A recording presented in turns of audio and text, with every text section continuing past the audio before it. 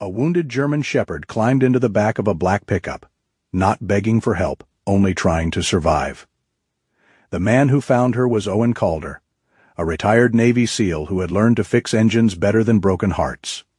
He thought he was only saving one old dog from the snow, but Sable had carried a forgotten name, an old duty, and a kind of loyalty the town had stopped believing in together. They would find the doors no one knocked on. The people left cold, and the courage to stand up when kindness was being redirected toward the lights. This is a story about rescue, but not just from a storm. And if it touches your heart, tell us where you're watching from. Leave your thoughts below, and please like and subscribe to help this channel reach 1,000 subscribers, so we can keep creating stories of loyalty and hope. Snow fell over Hartfall Ridge, with the quiet confidence of something older than the town itself. It softened the pitched roofs of cedar cabins, gathered along the antlers of the brass elk sign above the tavern door, and silvered the pine trees that stood along the ridge like solemn old guardians. By late afternoon, the whole valley had taken on that pale winter glow that made even rusted mailboxes and cracked sidewalks look briefly forgiven. Owen Calder did not believe much in forgiveness. He believed in working engines, tightened bolts, good tires, full fuel tanks, and keeping a shovel in the truck bed from November to April.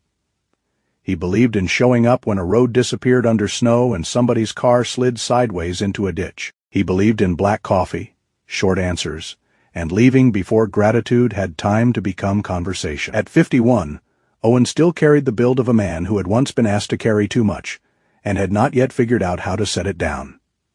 He stood a little over 6 feet, broad in the shoulders, solid through the chest, with a face weathered by mountain wind and old sleeplessness.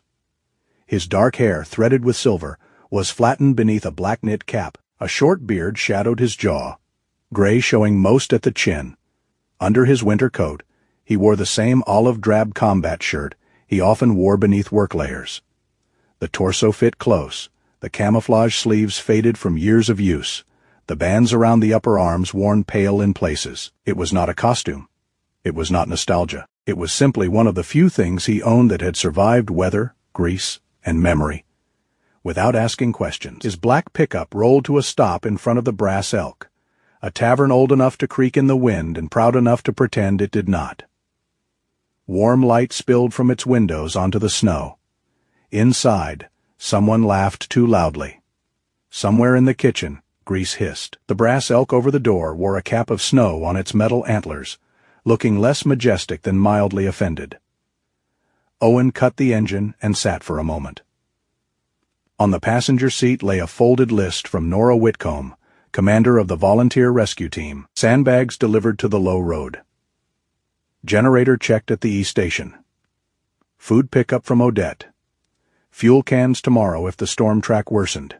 He rubbed a thumb over the small brass gear on his key ring. It clicked softly against the truck key. 5 minutes, he muttered. 5 minutes was what he promised himself whenever he entered the Brass Elk. 5 minutes to pick up whatever Odette Vaughn had packed for the rescue team.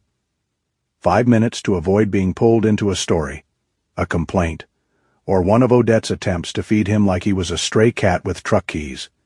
He reached for the door handle. Then something thumped behind him. Owen froze, not loudly, not dramatically. Just a dull, uneven sound from the pickup bed, followed by a scrape against metal. His first thought was the sandbag stack had shifted. The tailgate was half-lowered from the last delivery because one of the hinges liked to stick in cold weather, and Owen had meant to fix it before the month ended. Meant to, like most things that waited politely until they became trouble. Another sound came, a breath. Thin, fast, broken at the edges. Owen turned his head slowly toward the rear window. Snow gathered on the glass in soft flecks. The truck bed looked empty from that angle. Only the dark line of the lowered tailgate and the lump of shoveled snow near the back tire showed through. He opened the driver's door and stepped out. Cold took hold of him at once.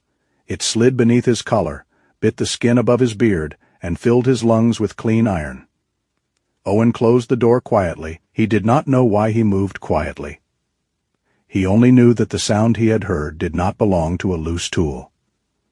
The snowbank beside the rear tire had been disturbed, not by boots, by paws. Claw marks cut through the crust, desperate and uneven, leading up the slanted pile of plowed snow toward the open tailgate.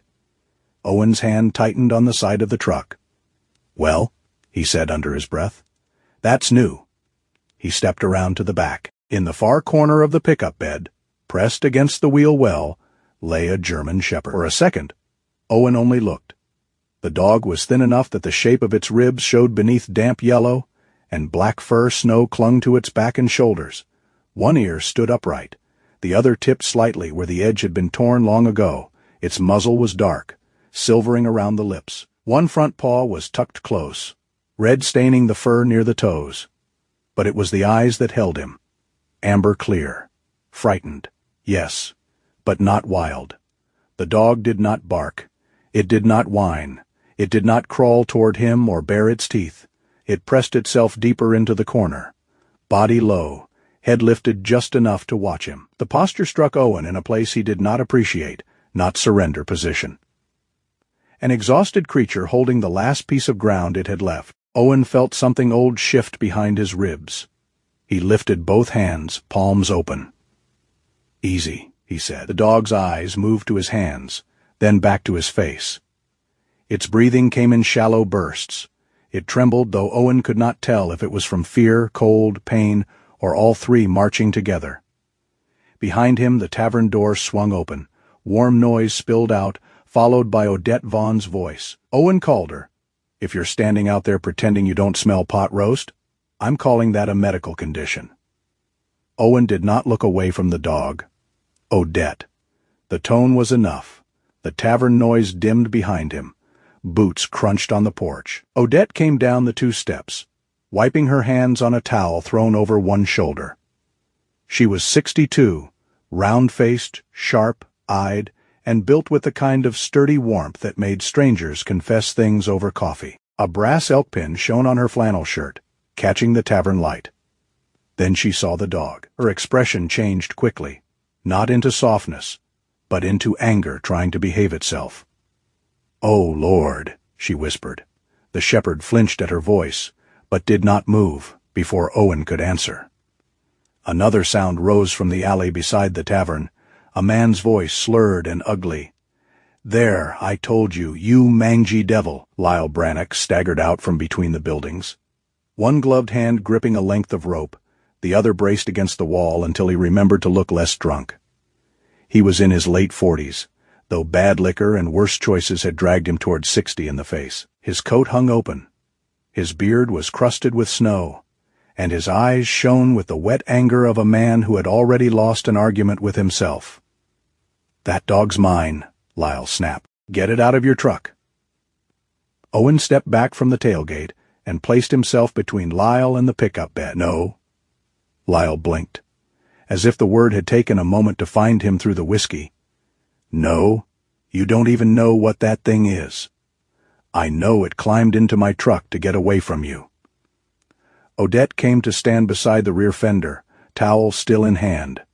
"I saw you chase her down the alley, Lyle. Stay out of it, Odette." "I own the building you just used as a witness stand, so I'll stand where I like." A couple of men had appeared in the tavern doorway now, drawn by the ancient music of trouble. Hartfall Ridge was polite in public and shamelessly curious near windows. Lyle pointed the rope at the dog. "She came off the old Rusk place. I've been clearing that land for the new buyers. She's been tearing through trash, sleeping in the shed, making a mess of everything. I was told to deal with it." The word deal landed wrong. The shepherd shifted in the truck bed. Not much. OT much. Only a tightening through the shoulders. The injured paw drawing closer. The amber eyes fixing on the rope. Owen saw it. He also saw the bruise. Like shadows beneath the dog's fur, the way it made itself smaller without ever looking weak. There were kinds of fear that scattered a body, made it frantic and loud. This was not that. This was fear disciplined into stillness. Owen had known men like that. He had been one, on days he did not name. Lyle took a step forward. "Move." Owen did not. Snow whispered between them. The tavern light touched the side of Owen's face and left the other half in blue shadow. "Go home. You always this noble with things that bite?" Owen's mouth tightened. Only on Thursdays.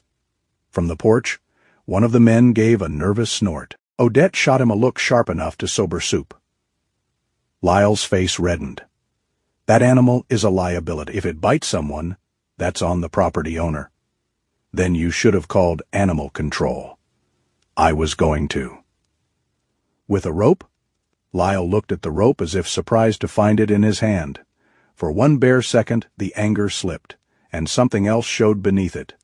Fear, not of the dog, of being seen. Owen understood that too. Guilt often wore anger because anger had better posture. The shepherd made a sound then, not a growl, not a bark, a small, rough breath, almost swallowed before it became anything. Owen turned slightly. The dog was looking not at Lyle now, but at the brass gear hanging from Owen's key ring. It swung from his hand, catching the tavern light in tiny flashes. The shepherd's eyes followed it once, twice, as if the small movement gave it something steady in a world full of hands that reached too fast. Owen closed his fingers around the key ring. The dog looked up at him. Something passed between them too quickly to be named. Not trust. Trust was too large a word for a bleeding animal in a stranger's truck. But recognition may be the first faint thread of it. Owen heard himself speak, before he had fully decided. She's hurt. I'm taking her to Tessa. Lyle barked a laugh. You don't get to decide that. I just did. You going to pay for it? Owen's eyes moved to him calmly. Lyle took half a step back without meaning to. Odette folded her arms. I'll call Tessa and tell her Owen's coming. You all lost your minds, Lyle spat. That dog's nothing but trouble. Owen reached into the truck bed, slowly, and pulled an old wool work blanket from beneath the tool chest. The shepherd stiffened when he moved, but he did not reach for her head. He did not touch her yet.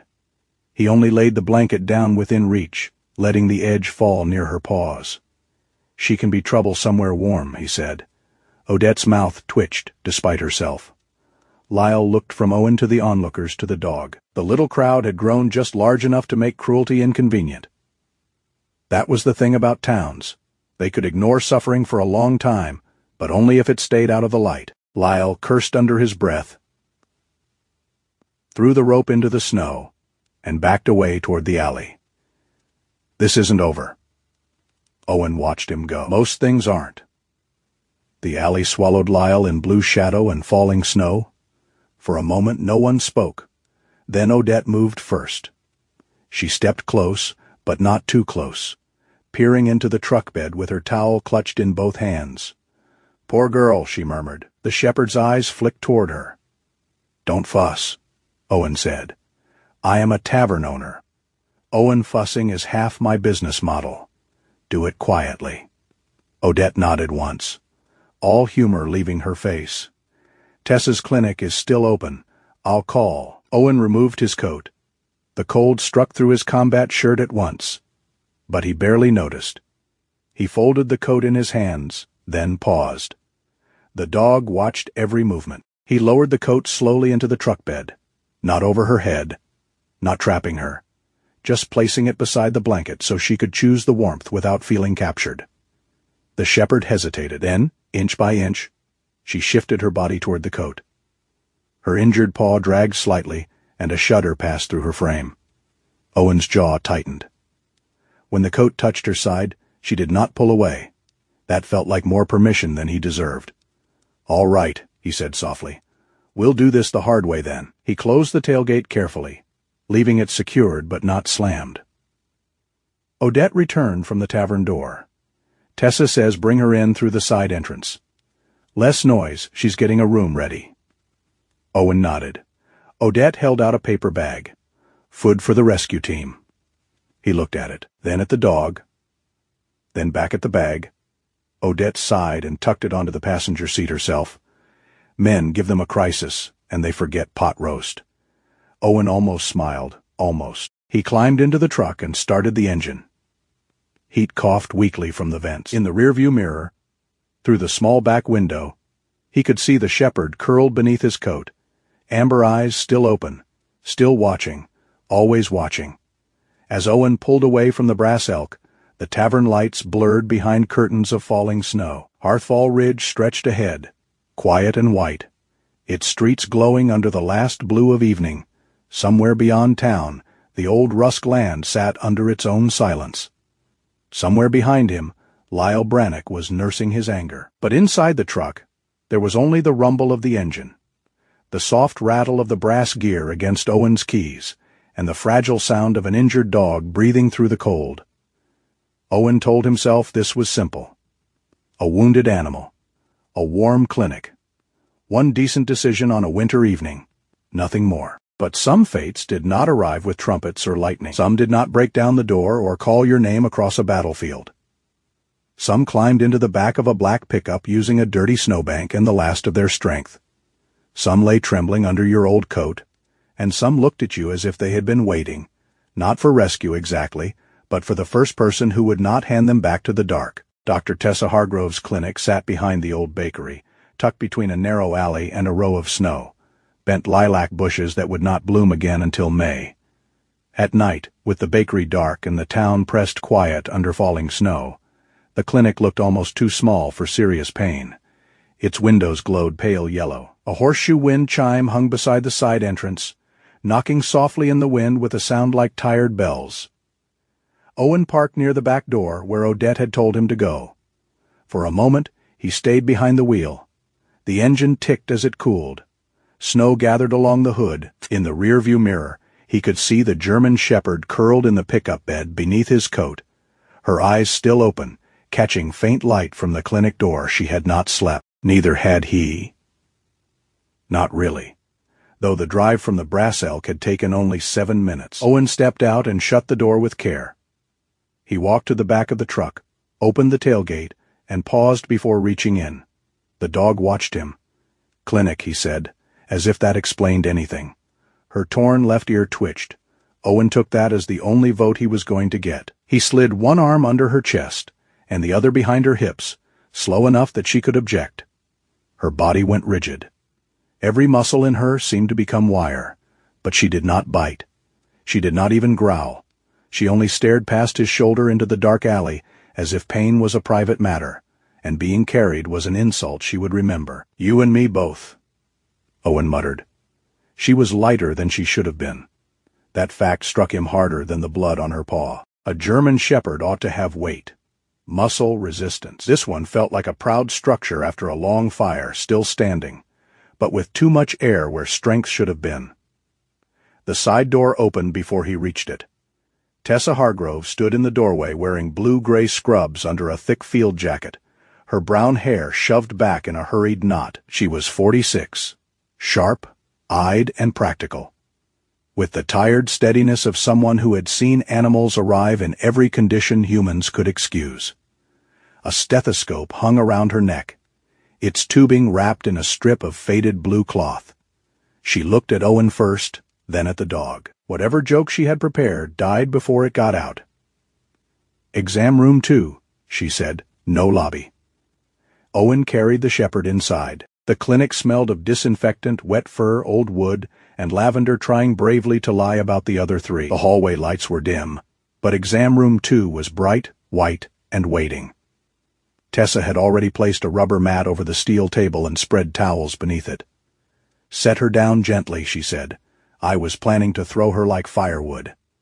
"Good your sense of humor survived the parking lot." "Barely." He set the dog on the mat. Her nails pressed into the rubber. Her head lowered. Her eyes moved from Tessa to the door, from the door to the window, from the window back to Owen.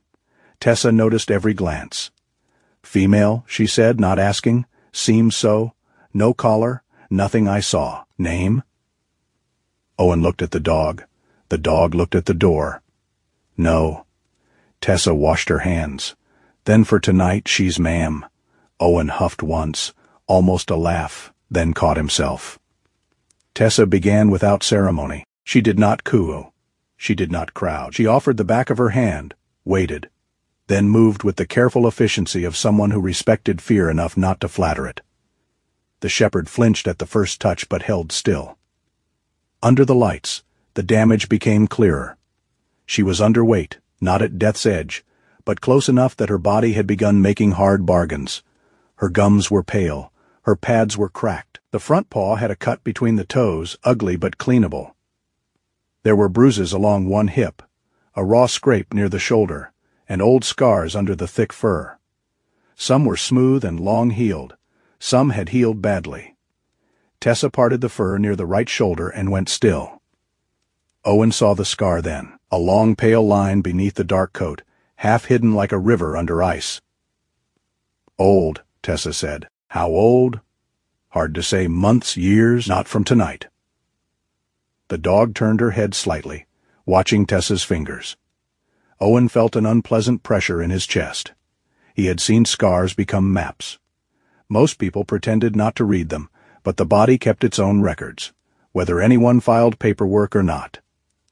Tessa cleaned the paw. The dog trembled once, hard. Owen placed 2 fingers lightly on the edge of the exam table, not touching her, just near enough to be seen. Her eyes shifted to his hand. The trembling eased.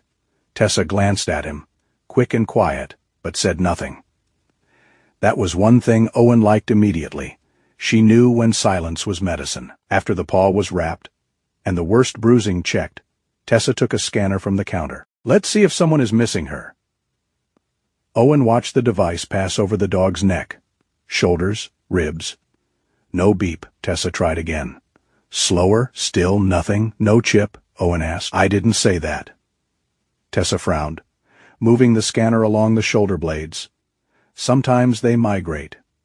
Sometimes scar tissue or swelling makes it tricky. Sometimes equipment enjoys humiliating me at 9 o'clock at night. The scanner gave a weak chirp, then went quiet. Tessa's eyebrows drew together. "There," she murmured. "Maybe, not enough to pull a number." Owen did not like the disappointment he felt. No chip meant no one to call. A weak signal meant somewhere. Perhaps there had once been a name. Tessa set the scanner down. "I'll try again once she's hydrated and less inflamed. Tonight she needs fluids, food in careful amounts, antibiotics for that paw, and rest." At the word rest, the shepherd turned her eyes toward the door again. Tessa saw it. "I have a quiet kennel in back." The moment the metal latch clicked open down the hall, the dog changed. It was subtle enough that a careless person might have missed it. She did not snap or bark. She did not throw herself off the table. Instead, everything in her locked. Her head lowered. Her breathing stopped for half a second. Her eyes fixed on the open exam room door, calculating distance. Owen felt the room tighten around them. Tessa stopped moving. "Well," she said softly. "That answers one question." "What question?" "Whether she's just scared." The shepherd stood frozen on the mat, injured paw tucked, body gathered as though every muscle had been given an order. Tessa closed the kennel latch down the hall. Only then did the dog breathe again. Owen looked at her. What was that? Tessa leaned against the counter, arms folded. Not simple fear. Not a stray panicking because something is new. That was memory. Owen said nothing. Tessa's eyes moved to him. "You've seen that before?" He did not answer fast enough. She accepted that as an answer. The clinic heater hummed. Snow brushed the window. Somewhere in another room, a sedated cat snored with surprising authority. Tessa picked up a small packet of medication and began writing instructions. "She can't stay here tonight." Owen looked at her. "You just said she needs medical care?" "She does. And this is a clinic." Very observant. "Tessa, she'll tear herself apart in a kennel before morning. Maybe not physically, maybe just inside. Either way, I'm not doing that to her unless I have no choice." Owen stared at the shepherd. The dog stared at the door. "No," he said. Tessa did not look up from writing. "I haven't asked anything yet." "You're about to." "I was about to say you should take her home for a few days." "No." "See? Now I asked. I fix engines. Wonderful engines are also easier when they stop leaking. I don't know dogs. You knew enough not to reach over her head. You knew enough to carry her slowly. You knew enough to stand between her and Lyle Brannock without turning the parking lot into a rodeo. That doesn't make me qualified. No, Tessa said, tearing off the instruction sheet. It makes you less dangerous than most qualified people. Owen's jaw worked. The shepherd shifted her weight. Her wrapped paw touched the mat, then lifted again. Tessa softened, but only by a degree. Listen to me. She needs a warm, quiet space. No crowds, no kennel, no one grabbing small meals, warm water, antibiotics twice daily. I'll come by tomorrow morning. I didn't volunteer. Neither did she. That landed harder than Owen wanted. He looked away first. Tessa placed the medication on the counter between them. This dog doesn't need someone to fix her. She needs someone to stop making things worse. Owen let out a breath through his nose. You practice that line? Only on stubborn men with rescue complexes. I don't have a rescue complex. You came in holding a bleeding German shepherd under your coat. My coat was already dirty. Tragic. For the first time that night, Owen's mouth almost gave in to a real smile. Almost, the shepherd's head turned toward him, as if she had heard that almost smile in the air. Owen saw it and hated how much it mattered. He signed the clinic form. Tessa packed the antibiotics, soft food, gauze, saline, and a folded towel into a brown paper bag. Lift her the same way, she said. Slow. Let her see your hands. Don't put your face near hers. Don't take it personally if she ignores every comfortable place you offer. I ignore comfortable places too. I had a feeling. Owen carried the dog back to the truck, this time placing her in the passenger footwell instead of the open bed. Tessa helped lay towels down, then stepped back. The shepherd did not relax, but she did not fight. That was enough for the night. The drive to Shaw's Auto and Towing took them along the south edge of town, past dark storefronts and snow, covered benches, past the little church with its crooked steeple, past houses where yellow light glowed behind curtains. Owen kept one hand on the wheel and the other near the gearshift. The dog sat low in the footwell, wrapped in his coat, head just high enough to see him. Her eyes did not leave his face. You can stop doing that, Owen said. She did not. Suit yourself. The garage waited at the edge of town where the plowed road bent toward the highway. The sign above the bay doors read Shaw's Auto and Towing in black letters faded by weather. Owen pulled inside, closed the door behind them, and turned on the overhead lights. The place smelled of motor oil, iron rubber, old coffee, and wood smoke from the little stove in the back room. A practical smell. An honest smell. Owen liked machines because they complained in ways that made sense. A loose belt squealed, a cracked hose leaked, a dead battery stayed dead. There was mercy in that kind of clarity. People were harder. Wounded animals, apparently, were worse. He laid an old wool blanket near the stove, filled a bowl with warm water, and set a small portion of soft food beside it. Then he lifted the shepherd from the truck and set her down on the concrete floor. She stood unsteadily, taking inventory. Bay doors, office back hall, side entrance, window. Owen watched the path of her eyes. Of course, he murmured. She did not go to the blanket. She limped to the narrow space beside the hallway, lowered herself with effort, and settled where she could see every entrance at once. Owen looked at the warm blanket by the stove, then at the dog. Perfect. Guest of honor chooses the draft. She rested her head on her paws. Her eyes stayed open. Owen sat on an overturned milk crate a few yards away and opened the paper bag of medicine. Tessa's handwriting was neat enough to be threatening. Small meals, warm water, no sudden movements. Do not crowd her. Call if swelling increases. Call if she refuses water. Call if she collapses. Owen read the list twice, then folded it carefully and placed it on the workbench beside his keys. The brass gear on the key ring caught the light. The shepherd's eyes followed it again. Owen noticed. He picked up the keys and let the gear rest in his palm. This, her ears shifted. It's from an old transmission, he said. First truck I fixed after I came home. The dog blinked. Owen frowned at himself. Right, you don't care. But he did not put the keys away. For the next several days, the garage changed in ways so small Owen would have denied them if accused. A second bowl appeared near the sink. A folded towel stayed by the stove. The office chair was moved 3 feet so he could see the hallway without standing. He started warming water before coffee. That last one disturbed him most. Tessa came by each morning, usually with snow in her hair, and some dry comment ready before breakfast. She checked the paw, listened to the dog's heart, examined the bruises, and tried the scanner twice more. The signal remained weak and useless. "She has a history," Tessa said on the 4th day. "Most things do. This one has paperwork somewhere." Paperwork didn't keep her warm. No, but someday it may tell us who failed to. Owen did not answer. By the end of the 1st week, the shepherd accepted food without waiting for Owen to leave the room. By the 2nd, she slept for stretches long enough that her breathing deepened and her paws twitched. By the 3rd, she walked the length of the garage twice a day under Tessa's strict orders, her injured paw healing, her ribs still too visible but less sharp beneath the fur. Owen did not name her. Not at first. Names were hooks. Names made things stay. But the dog needed something better than ma'am, and Tessa refused to keep calling her the patient like a retired librarian with tax problems. The name came on a gray morning when Owen found her sitting by the open bay door, watching snow fall across the yard. Not trying to leave, just watching. A dark shape against winter. Not black, not shadow, Sable.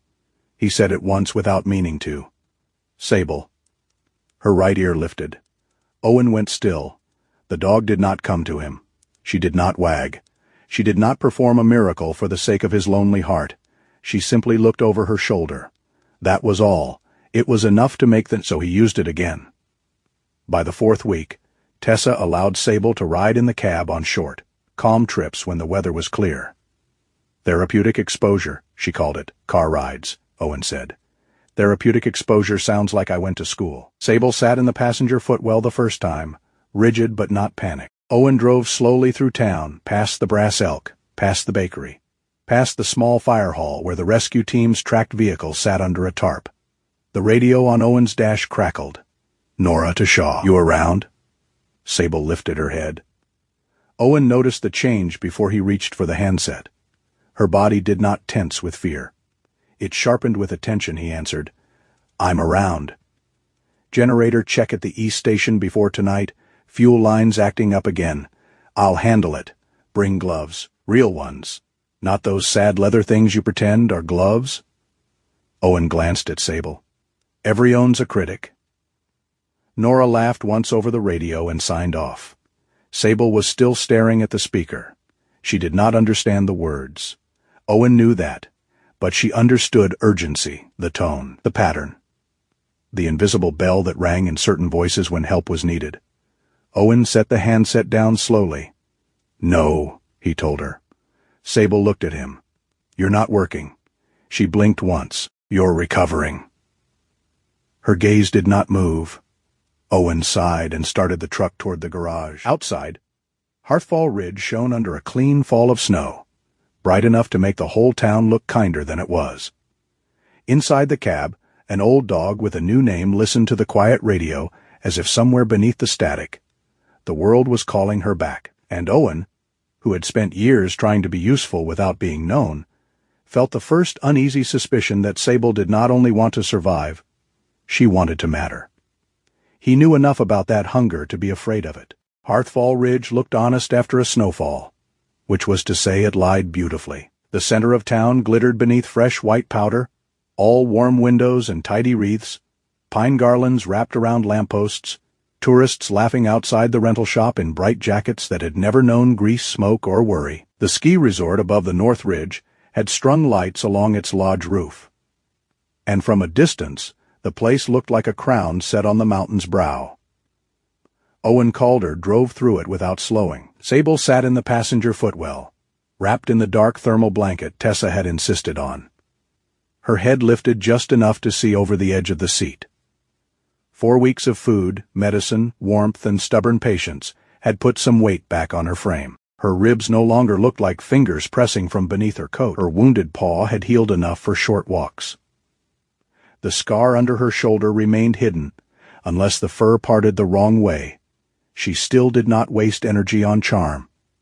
When a tourist in a red parka waved at Owen's truck, Sable simply watched him with the grave suspicion of a retired judge. "Don't worry," Owen said. "He waves at everybody. It's a condition." Sable blinked once.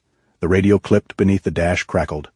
"Nora to all East Route volunteers. Weather update just came in. First real push hits before dark. Frostline deliveries move up 2 hours. Repeat? 2 hours." Owen lifted the handset. "Shaw copies." Nora Whitcomb's voice came back quick and dry. "You have Sable with you?" Owen glanced down. Sable had already turned her head toward the radio. "She's in the truck." Truck only. No heroics, no improvising, no letting her convince you she's in charge. Owen looked at the German shepherd. "She's not that convincing." Sable rested her chin on the edge of the seat and stared at him. Nora said, "I heard that silence. That was a lie." The line clicked off. Owen muttered something about organized women and their supernatural ability to ruin peace from miles away. Then he turned off Main Street and headed east. The town changed gradually, as if embarrassment preferred not to be noticed. First the sidewalks became narrower. Then the wreaths vanished from the doors. The houses leaned farther apart. Old wooden structures patched with tarps, sheet metal, and whatever hope looked like when purchased second-hand. Smoke rose from crooked chimneys. Trucks sat under snow with cracked windshields and good tires because people in Frostline Row could postpone many things, but not tires. The road dropped into a shallow bend where wind gathered loose snow and flung it across the blacktop. Beyond that bend stood Frostline Row, a strip of homes and small workshops pressed between the frozen creek and the east tree line. It was not ugly. That was what outsiders got wrong. Poverty did not erase beauty. It only made beauty work harder. There were blue curtains in one window, a row of red mittens drying over a porch rail, a carved wooden fox nailed above a doorway, and a battered mailbox painted with stars by someone whose hands had shaken, but whose patience had not. Owen slowed near the first house on Nora's list. "Simple," he told Sable. "We drop supplies. We check generators. We leave." Sable looked out through the windshield. Owen frowned. That was not a debate. The first delivery went according to plan. He carried 2 grocery boxes and a 5-gallon water jug to the porch of Mrs. Donnelly's house, knocked once, waited until the porch light flickered, and stepped back before the door fully opened. He heard a voice call thanks through the crack, but he was already turning away. That was how Owen liked gratitude, brief, muffled, and behind a door. At the second house, Sable shifted. Not dramatically. She did not bark or claw at the door. She lifted her head and stared toward the side of the house where no path had been shoveled through the new snow. Owen had already placed the supplies on the porch. "Leave it," he said. Sable kept staring.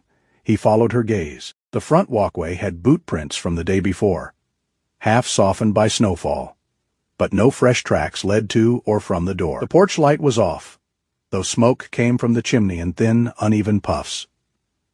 Owen stood still. It was the kind of detail he might have ignored a month ago. A porch light off. No new tracks. A house staying quiet. People valued privacy out here, and Owen valued theirs because it let him keep his own. Sable made a low sound in her throat. Not a whine. Not a command. A question.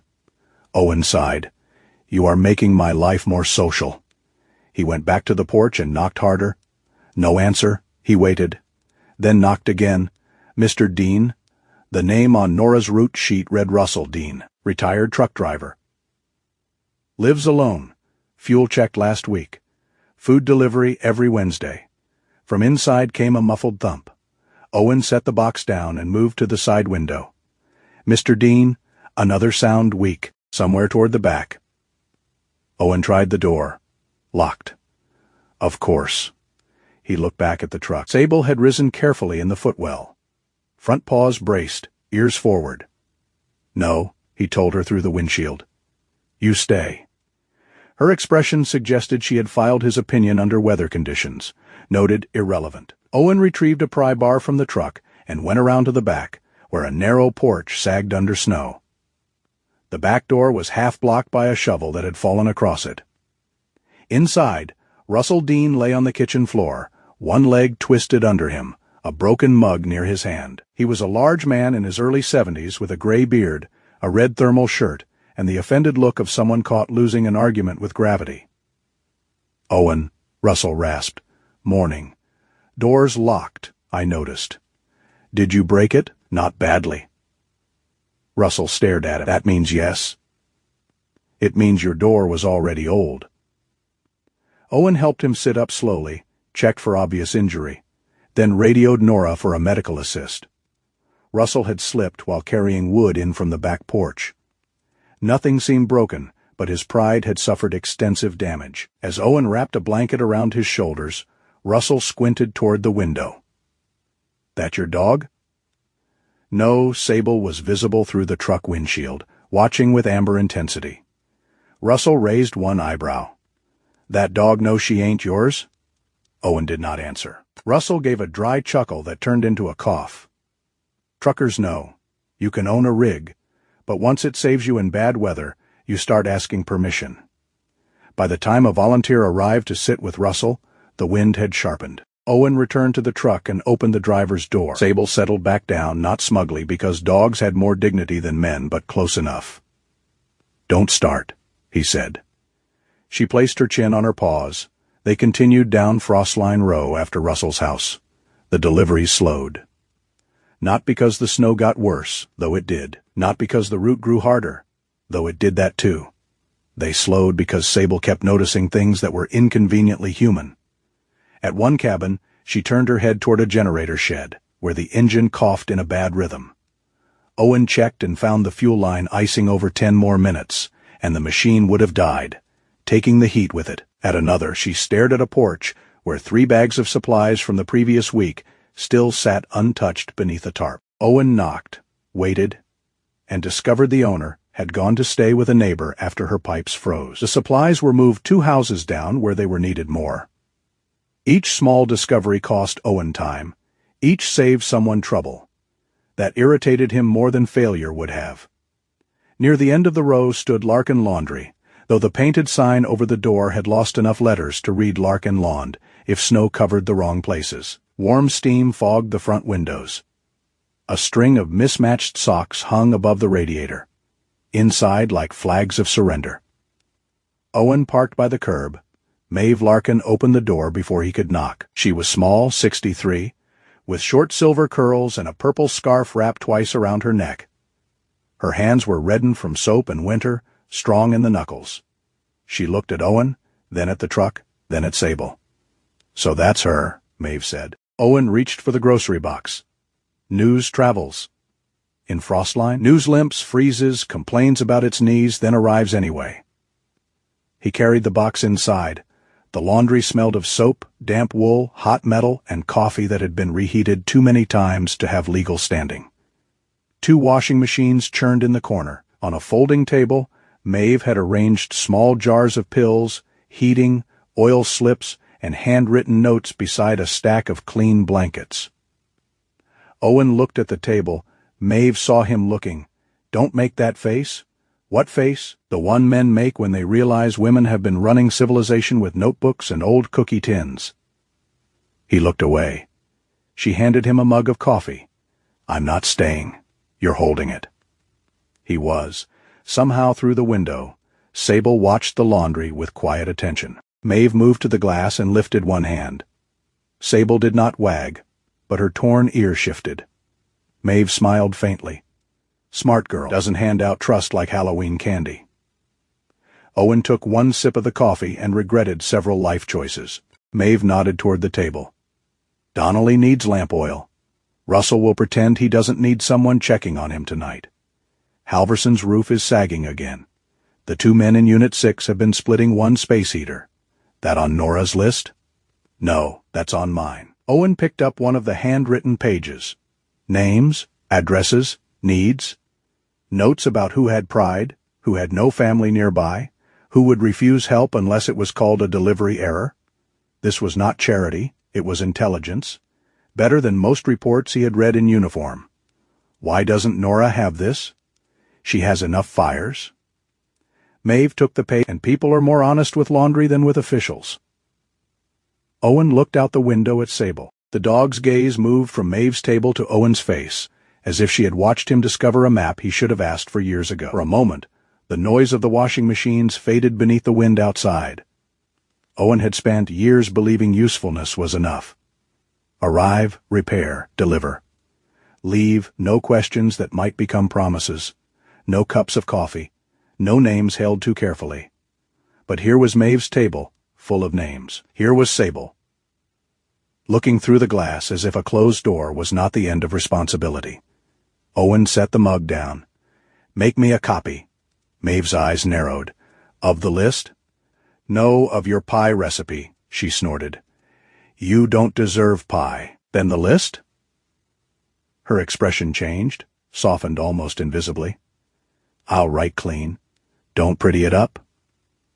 "I never pretty up the truth. Waste of ribbon." The bell over the door jingled before Owen could answer. A man entered backward, dragging a bent snow shovel and half a pine branch. He wore a patched canvas coat, a knit cap with a hole near the crown, and the cheerful, wind-burned expression of someone who considered bad weather a personal invitation. "Maeve," he announced, "good news. Your gutter is no longer full of ice." Maeve folded her arms. "Clay Booker." "If the bad news is that my gutter is now on the ground, only emotionally." Clay turned, noticed Owen, and grinned. He was around 50, lean as a ladder, with a face made of angles and mischief. "Shaw, I saw your truck, thought the snow had finally developed taste. It hasn't." Clay looked out the window. "That the famous dog? She's not famous. In this town, surviving 1 week with you makes her a legend." Owen took the supply list from Maeve and tucked it into his coat before anyone could see him care. Clay tapped the bent shovel against his boot. "I'm heading to Halverson's roof next, unless Nora has you saving the Eastern Kingdom first. Halverson's on Maeve's list." "Maeve's list outranks the Constitution." Maeve pointed at him. "Only during storms." The three of them stood there in the laundry. Steam rising, snow tapping the window, the world outside beginning to blur white around the edges. It should have felt crowded. Owen usually disliked crowded. Instead, it felt inconveniently alive. He left before the feeling got comfortable. The afternoon darkened early. By the time Owen reached the last stretch of Frostline Row, the wind had begun pushing snow sideways across the road. Sable remained alert, but tired.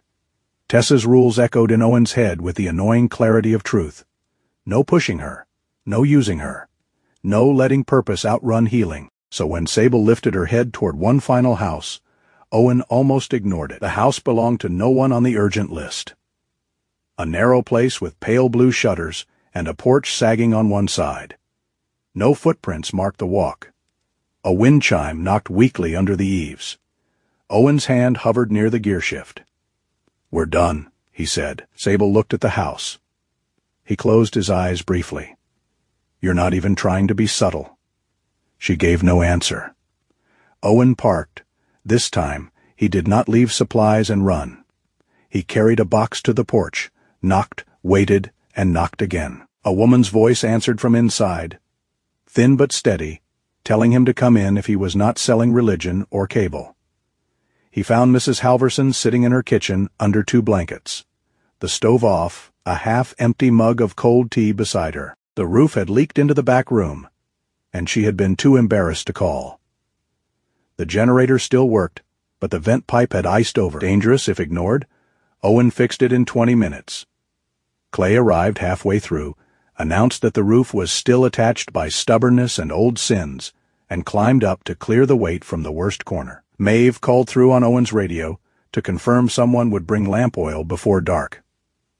By the time Owen returned to the truck, his gloves were wet, his shoulders ached, and Sable had lowered herself in the footwell with the careful dignity of an elderly queen pretending she had not needed a nap. "You did nothing," he told her. Her eyes opened. "And somehow caused all of this." Her tail moved once beneath the blanket. Only once. It was not much. It was enough. Owen drove back toward the garage as evening settled over Frostline Row. Behind him, porch lights glowed one by one through falling snow. Not all of them. Some still stayed dark. but more than before. He passed Maeve's laundry, where steam clouded the windows. Clay's crooked truck sat by Halverson's house. Russell Dean's porch light burned yellow, and a volunteer sedan was parked outside. The row did not look rescued. It looked noticed. That was different. At the edge of town, the resort lights shimmered on the mountain, like a separate constellation. Beautiful. Distant, unworried. Owen glanced down at Sable. She had finally closed her eyes. For once, she was not watching the doors, the windows, the road, the world. She was sleeping while he drove, trusting the motion of the truck and the man at the wheel. Owen felt something in his chest loosen and ache at the same time. He had spent years delivering help without entering anyone's story. It had seemed safer that way, cleaner, like leaving a box on a porch. But Sable had made him knock, and once a man started knocking, he had to hear what answered. The resort lights burned brighter than the houses in Frostline Row. From the east road, they looked almost unreal, strung along the mountain lodge in golden lines, shimmering through snowfall like some cheerful kingdom that had never heard of frozen pipes or rationed lamp oil. The tourists called it beautiful. They stood on heated decks with paper cups of cider, taking photographs of winter as if winter were a costume the town wore for them.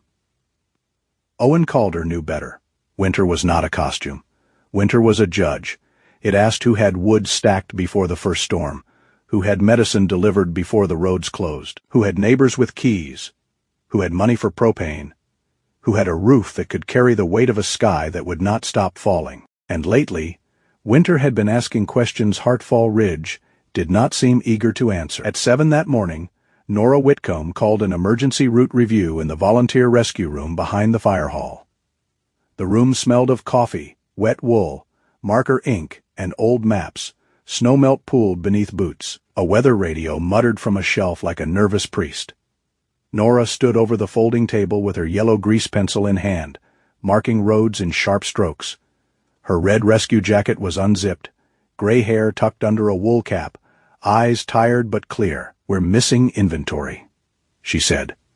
No one joked. That was how Owen knew it was bad. Deputy Calvin Reese stood near the wall with his waterproof notebook open. He was neat even in a storm, uniform jacket zipped, radio clipped perfectly at his shoulder, black hair damp with melting snow. Calvin was the kind of man who lined up pens by size, and probably apologized to traffic cones after moving them. "Missing how?" Owen asked. Nora pointed to the paper sheets spread across the table. "Approved list says Frostline Row was supposed to receive 20 emergency blankets, 12 oil vouchers, 6 medication transport packs, and 10 food crates yesterday." Owen looked at the list. They didn't. "No," Nora said. "They received 9 blankets, 4 vouchers, 2 medication packs, and 6 food crates." Calvin cleared his throat. The transfer logs show the rest were rerouted.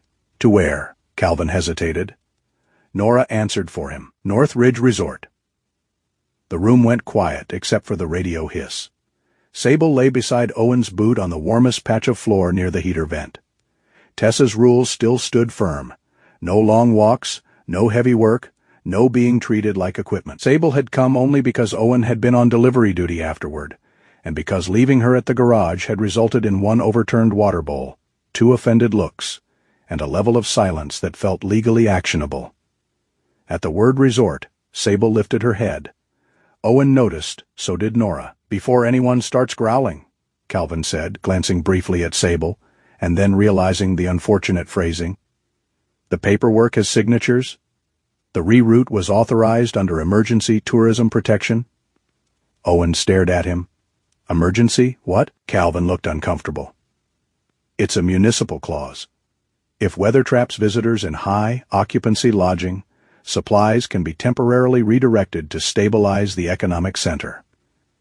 "Economic center," Owen repeated. Nora's pencil tapped once on the table. "People in Frostline Row are heating soup over camping stoves." Calvin's mouth tightened. "I'm not defending it. I'm saying the forms exist." "That's the trouble with forms," Owen said. "They don't shiver." No one replied. Outside, the wind pressed snow against the fire hall windows in pale streaks. Owen looked at the numbers again. Not enough blankets, not enough fuel, not enough medicine. Not enough of anything. Unless a person lived uphill where the windows were large, and the lobby had a stone fireplace tall enough for a family to stand inside. Nora folded Maeve Larkin's handwritten list and slid it across the table to Owen.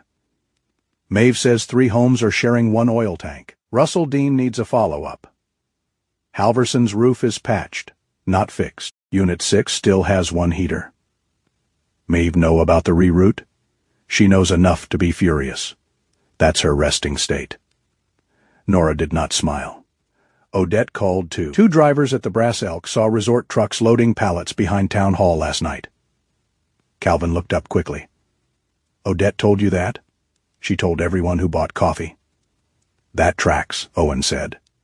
Nora leaned both hands on the table. I need eyes on the community warehouse before the next distribution goes out. Quietly. No accusations, no speeches, just eyes.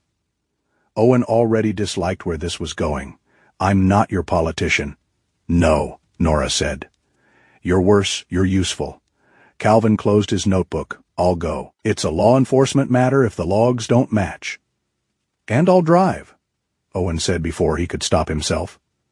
Nora's gaze moved from Owen to Sable. Dog stays in the truck. Owen looked down. Sable's amber eyes were open now, calm and severe. She heard you. I was talking to you. Everyone is lately. The community warehouse sat behind Town Hall, a low gray building with a loading dock, 2 roll-up doors, and a roofline buried under snow. In summer, it stored folding chairs, sandbags, traffic cones, and festival signs. In winter, it became the town's throat, the narrow place through which mercy had to pass before it reached anyone hungry. Owen parked beside a county salt truck. Sable remained in the passenger footwell, wrapped in her blanket, watching through the windshield. The heater ran low. Her ears tracked every sound, the scrape of boots, the beep of a reversing truck, the hollow clatter of a loading door rising. Stay, Owen said. She looked at him. I mean it. She blinked slowly, which Owen chose to interpret as obedience and not contempt. Calvin met him at the dock with his notebook already open. We ask for current distribution logs, verify the outbound pallets, compare against Nora's route sheet. You say that like people enjoy giving you things? I have a badge. I have met people with badges who couldn't get ketchup from a diner. Calvin gave him a look. Are you always like this? No, sometimes I'm asleep. Before they reached the door, a white box truck backed into the loading bay. Its side bore the discreet blue and silver logo of Northridge Resort. A man in a fleece vest jumped from the cab, signed a clipboard held by a warehouse clerk, and pointed toward 3 shrink, wrapped pallets stacked near the far wall. Owen stopped. Calvin stopped beside him. The pallets were labeled Winter Together, Relief Drive, Blankets, Shelf, Stable Food, Medical Transport Packs, fuel vouchers sealed in plastic envelopes. Calvin's face changed by 1 degree. Not shock. Not yet. Something worse for a careful man. Arithmetic. The clerk saw them and stiffened. Deputy, Calvin stepped forward. Morning, Allen. We need to review outgoing distribution. Allen was a thin man with a nervous beard and a beanie pulled too low. His eyes went from Calvin to Owen, then through the open bay toward Sable's dark shape in the truck. Everything's signed. I didn't ask if it was signed, Allen swallowed. The resort driver loaded the first pallet with a forklift. Owen watched blankets meant for cold houses rise into the air and drift toward a truck that would climb the mountain toward chandeliers, fireplaces, and rooms with extra pillows. It was not theft in the old dramatic sense. No one had broken a lock. No one wore a mask. The pallet moved under fluorescent lights, guided by forms, initials, and polite efficiency. That made it feel worse. Calvin opened his notebook. Who authorized this transfer? Allen pointed to a clipboard. Council Office Emergency Protection Order? Signed by. Allen hesitated. Owen did not need him to say it. The door from the office hallway opened, and Grady Cole walked in as though summoned by the discomfort of honest people. He wore a camel wool coat over a navy sweater, a silver snowflake pin shining on his lapel. His hair was perfectly combed, his smile warm in the way hotel lobbies were warm, controlled, expensive, and not meant for sleeping. "Deputy Reese," Grady said. "Owen, I wasn't aware this was an inspection." Calvin straightened. "It's a verification, of course. Verification is the backbone of public trust." Owen looked at the pallet now halfway inside the resort truck. "That what we're calling it?" Grady turned to him with practiced patience. "We are calling it emergency allocation. Northridge currently houses 112 guests, 34 staff, and several stranded motorists. If the resort loses heat or food service, the county faces a larger crisis. Frostline Row already has one, and we are addressing it. With what's left," the forklift beeped as it backed away. Sable's head lifted in the truck. Through the windshield, Owen saw her eyes fix on the moving pallet. Grady followed his glance. "I see your dog is recovering." Owen's jaw tightened. Calvin spoke before he could. "Councilman, the approved route sheet allocates these pallets east. The route sheet was drafted before the storm adjusted. Was Nora notified?" Grady's smile thinned. "Nora is excellent in the field. Allocation policy sits with the council." There it was. Not cruelty. Not exactly. A door closing quietly. Calvin looked down at the forms Allen handed him. Every line was signed. Every box checked. Grady's name appeared where authority required it. Another signature sat beneath it from the tourism board, emergency liaison. The papers were clean, too clean. Owen thought of Maeve's laundry table, crowded with names written in practical ink. He thought of Russell on the kitchen floor, embarrassed and cold. He thought of Mrs. Halverson, under 2 blankets, apologizing for needing help, clean paper, dirty weather. Calvin's pen hovered over his notebook. For the first time since Owen had known him, Deputy Reese did not seem to know where to put a fact. Grady stepped closer, lowering his voice. "No one is being abandoned, but leadership means prioritizing. If the resort collapses during peak season, jobs vanish. Tax revenue vanishes, then Frostline suffers more. I know that sounds harsh, but grown towns require grown decisions." Owen studied him.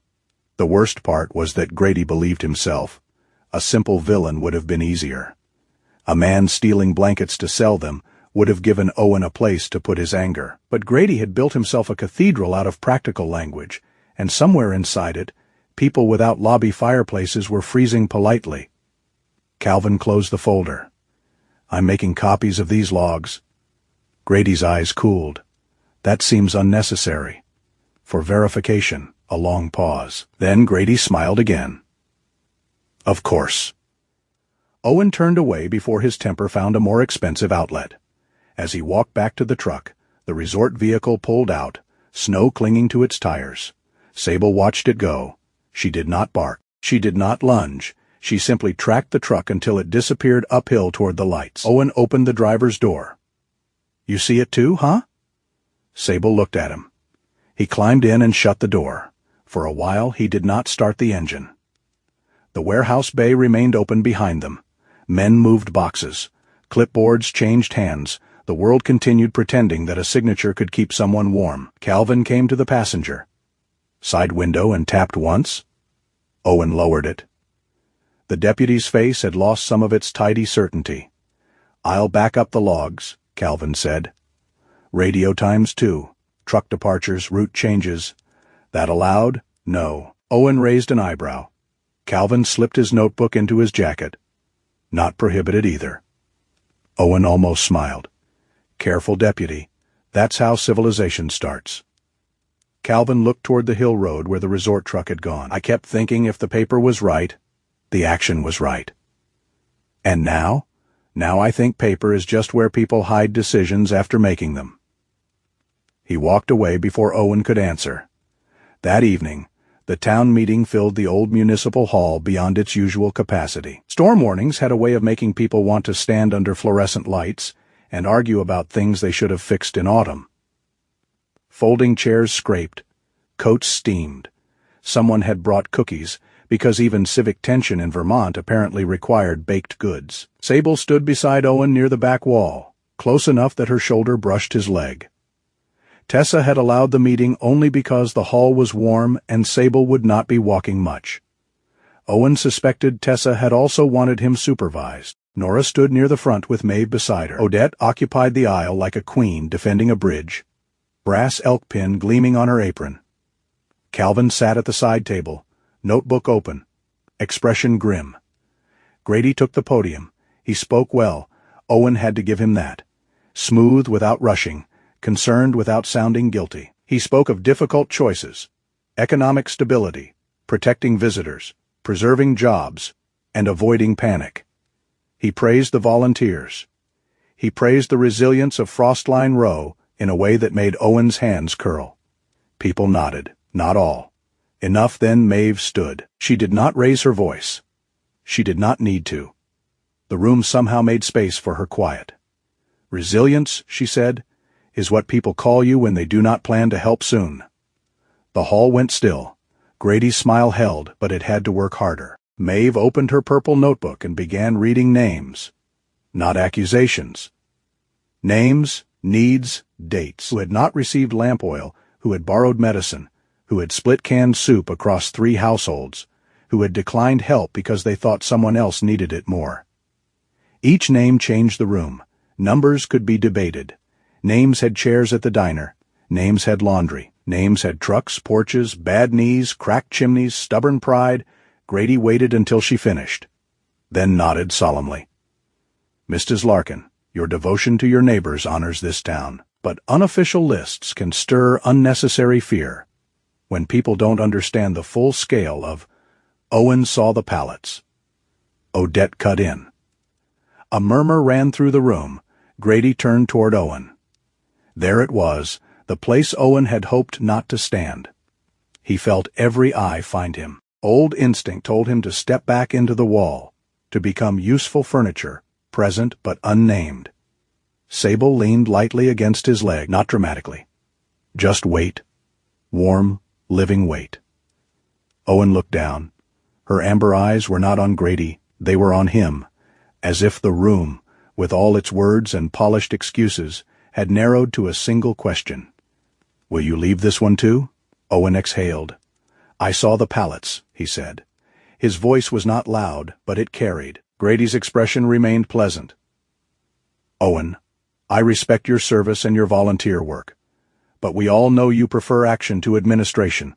These issues can look simple from outside the decision-making process. Owen felt the old door inside him begin to close. That familiar retreat, the cold comfort of silence.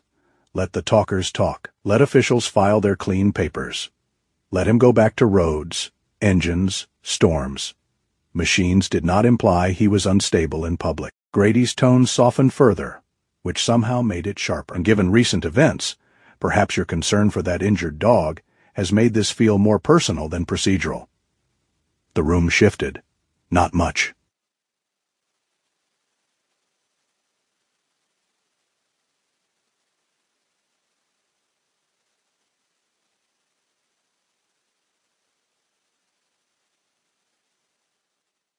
A week ago, he might have said something short and useless.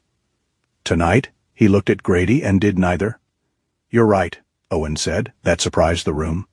Grady blinked. Owen continued. It is personal. Russell Dean on his kitchen floor is personal. Maeve dividing oil vouchers is personal. Mrs. Halverson apologizing because her vent pipe iced over is personal. Frostline Row isn't a line item. It's people. No one spoke. Owen looked toward Calvin. Deputy has logs.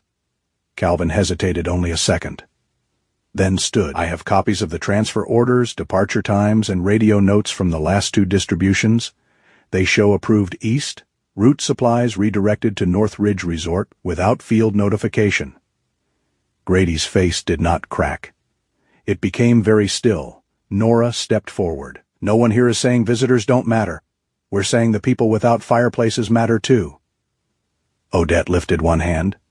And before anyone asks, yes, I have coffee ready for a long meeting. That broke a small nervous laugh from the back row. It did not erase the tension. It made it breathable.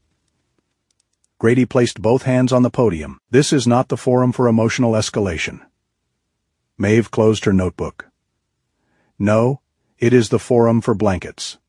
The room changed after that, not into unity. Real towns rarely turn like weather vanes in one gust. Some people argued, some defended the resort, some worried about jobs, some spoke of fairness as if it were an expensive luxury. But others began standing, a mechanic, a waitress, 2 retired ski patrol members, a resort housekeeper still in uniform. One by one, the issue stopped being policy and became weather. Who would be warm tonight? Who would not? Owen did not speak again. He did not need to. By the time the meeting adjourned, nothing had been solved, not officially. But Nora had secured a temporary hold on the next resort reroute. Calvin had agreed to submit the copied logs to the county emergency office. Maeve had 3 new volunteers for Frostline checks. Odette had somehow fed half the room cookies and threatened the other half with decaf. Outside, snow fell harder. Owen stepped onto the municipal hall steps with Sable beside him. Across town, the resort lights still glowed on the mountain. Beautiful, distant, unashamed. Owen looked down at Sable. She was tired, leaning a little more weight on her good side, but her eyes remained clear. "You know," he said quietly, "I liked this town better when I didn't know so much about it." Sable sneezed into the snow. Owen nodded. Fair point. Behind them, the hall doors opened, and people spilled out into the winter night, still arguing, still thinking, still carrying pieces of the truth they had not brought in with them. The storm had not stopped, but for the first time, neither had the questions. The scanner beeped on a Tuesday morning, just as Owen Calder had begun believing it never would. It was not a dramatic sound, not loud enough for revelation, not soft enough for mercy. Just a small electronic chirp in Dr. Tessa Hargrove's exam room, thin and stubborn. Like a bird tapping at a frozen window, Sable stood on the rubber mat with the patience of someone tolerating insult for a higher purpose. Her injured paw had healed cleanly. Her coat had thickened with food and warmth. The ribs that had once shone beneath her yellow and black fur were still there. Of course, as all ribs were. But they no longer looked like a warning. Tessa moved the scanner slowly along Sable's right shoulder. The machine chirped again. Owen, leaning against the counter with his arms folded, straightened. Tessa did not smile. That was how Owen knew she had found something important. "Well," she said. "Well, what?" "Well, either my scanner has developed a sense of humor, or your dog has a microchip lodged under scar tissue near the shoulder instead of where polite chips are supposed to live." Sable turned her head toward Owen, amber eyes calm but suspicious. "She's not my dog," Owen said automatically.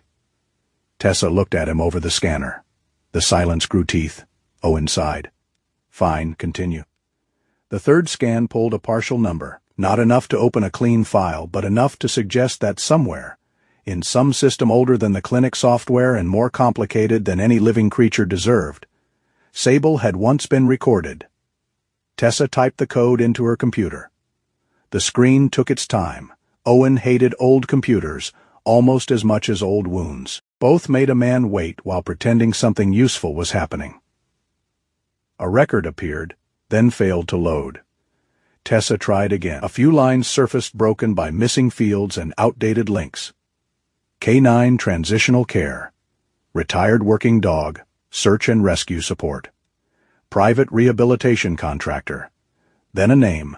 Rusk Canine Recovery, New Hampshire. Owen read it once. Tessa read it twice. Sable did not care about screens.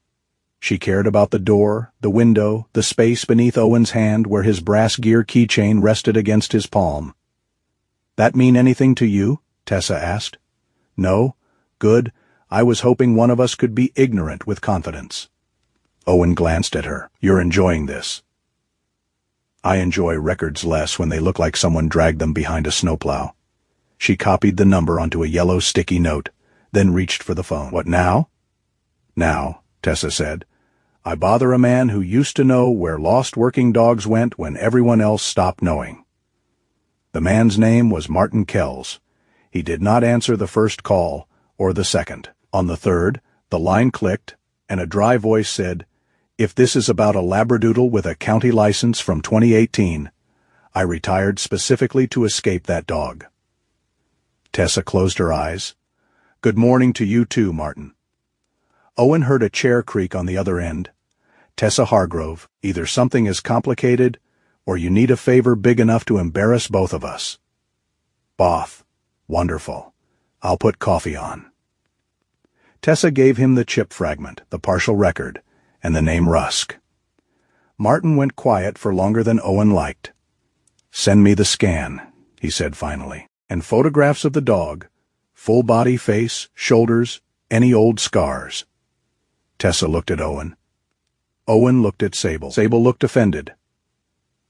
"Photographs," Owen repeated. "She'll survive being admired," Tessa said. Sable endured the pictures with the air of a queen being forced to renew a driver's license. Martin promised nothing. That Owen respected. People who promised too quickly usually had not yet met the truth. The next 3 days passed under a bruised gray sky. Hearthfall Ridge kept moving through its own troubles. Calvin Reese filed copies of the warehouse logs with the county emergency office. Nora fought to keep the next supply run aimed east. Grady Cole gave a radio interview in which he used the words measured response, economic stability, and misunderstanding so often that Odette threatened to throw a spoon at the receiver. But beneath all that, another current moved. Tessa called twice with nothing. Then once with almost nothing. Then, on Friday afternoon, she told Owen to come to the clinic. He arrived with Sable in the passenger footwell and a bad feeling under his ribs. Tessa had printed a stack of papers. Some were clean, some were faded copies of copies. A black and white photograph lay on top. In the photo, Sable was younger. Not a puppy. Never that. But younger, fuller through the chest. Coat glossy, ears sharp, eyes bright with purpose. She stood beside a man in a canvas field jacket who knelt with one hand resting lightly near her shoulder. He had a broad, tired face, a trimmed beard, and a smile. So gentle it felt almost out of place in an official file. Tessa tapped the page. "Dane Rusk," she said. "Ran Rusk Canine Recovery in northern New Hampshire. Specialized in retired working dogs. Search and rescue. Military. Law enforcement. Disaster dog. The ones too old, too injured, or too complicated for easy adoption." Owen looked at the photograph. Sable had risen beside him. Her eyes fixed on the paper, Tessa noticed but did not move it closer. Martin found enough to confirm she was transferred there after retirement. Not full military records. Civilian transition record. Her listed name was Sable. Owen felt the name settled differently this time. Not a thing he had given her. A thing he had returned by accident. He swallowed. She had the name already? Yes. The room grew quiet around that small fact. Owen had named her in the garage because she had looked like a dark shape against snow. He had thought the name belonged to that morning. To him, to the strange beginning of trust between them. But she had carried it long before he knew her. A name was not ownership. Sometimes it was a door someone else had built, and you were only lucky enough to find the key in the snow. Tessa continued gently. Dane died 18 months ago. Heart failure. The recovery center closed. Some dogs transferred properly. Some records were incomplete. Sable was sent to a temporary farm placement near here. The old Rusk place, Owen said. Not Rusk's place, different property, but close enough for local confusion. The farm changed hands. A private buyer came in. Animals moved. Paperwork lost. Martin found notes about a contracted caretaker, but nothing clean after that. Lyle, possibly. His name appears on a labor invoice tied to that property. Not as an owner. Just hired help. Owen's hands curled once. Sable looked away from the photograph and pressed her shoulder lightly against his leg. Not asking him to rage, asking him to remain. Tessa slid another sheet across the counter.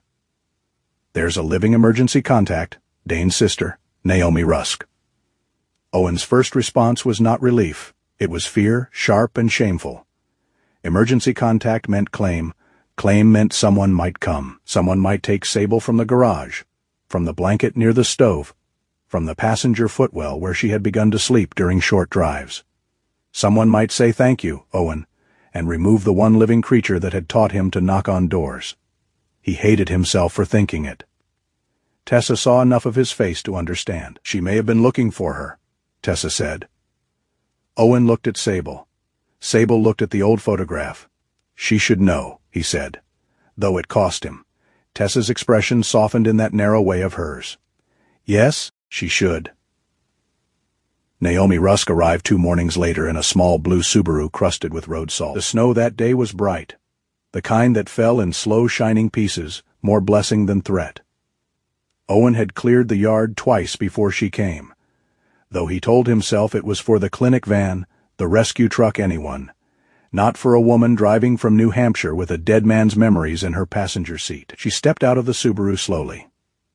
Naomi was 49. Slender under a navy winter coat, with shoulder-length brown, blonde hair threaded with silver, and pulled into a loose tie at her neck. Her face was long, tired from the road, and kind in a way that did not demand kindness back. She carried a canvas bag against her chest, like it held something breakable. Owen stood by the open bay door of Shaw's Auto and Towing. Sable stood beside him. Not behind him, not in front. Beside. Naomi stopped when she saw her. For a moment, no one moved. Then Naomi brought one gloved hand to her mouth. "Oh," she whispered. Sable's ears shifted. Owen looked down, watching carefully. No forced reunion, no calling, no rushing, no human need thrown onto an animal that had already carried too much. Naomi seemed to understand. She crouched slowly in the snow several feet away and set the canvas bag down. "Hi, Sable," she said. The name came out different in her voice. Older, not better, not worse, just older. Sable took one step forward, then stopped. Naomi opened the bag with hands that trembled, despite her efforts. She pulled out a folded piece of navy cloth, worn soft at the edges. Owen did not know what it was at first. A scarf, maybe. A bandana. Something that had once been used enough to lose its shape. Naomi laid it across her palms. "This was Dane's," she said. "He used to keep it in his coat pocket when he worked with the dogs. He said some of them trusted smell before they trusted people." Sable walked toward her. Slowly, no music, no miracle, no great dramatic leap across the snow, just an old German shepherd crossing a garage yard. One careful step at a time. She lowered her head to the cloth, sniffed once. Then again, her body became very still. Owen felt the world hold its breath. Naomi's eyes filled, but she did not reach for Sable. Good, Owen thought. Good. Sable pressed her nose deeper into the cloth. A sound left her then, so small, it might have been pain or memory or both. Her tail did not wag. She did not collapse into joy. Instead, she stepped forward and rested her head against Naomi's knee. Naomi bent over her without grabbing. "I'm sorry," she whispered. "I'm so sorry, girl." Owen looked away, not because the scene was too sentimental, because it was not sentimental at all. It was worse. It was true. Here was proof that before the alley, before Lyle, before the truck bed and the coat and the garage, Sable had belonged to a gentler chapter. Someone had known how she liked to be approached. Someone had carried a cloth that smelled like safety. Someone had said her name enough times for it to survive hunger, snow, and bad hands. Owen had not saved a stray from becoming nothing. He had found someone who had been something all along. That distinction hurt in places he had not planned to use that morning. Inside the garage, Naomi spread a few photographs on Owen's workbench. Dane with 3 old dogs sleeping around his chair. Dane brushing Sable's coat in a patch of autumn sunlight. Sable standing beside a training cone, dignified and annoyed. Sable with a gray muzzle already beginning, leaning against Dane's leg. He used to say she was too serious for her own good, Naomi said. Owen glanced at Sable, who had taken the navy cloth to her blanket and was lying with one paw across it. That tracks. Naomi smiled through the ache. Dane called her his winter compass.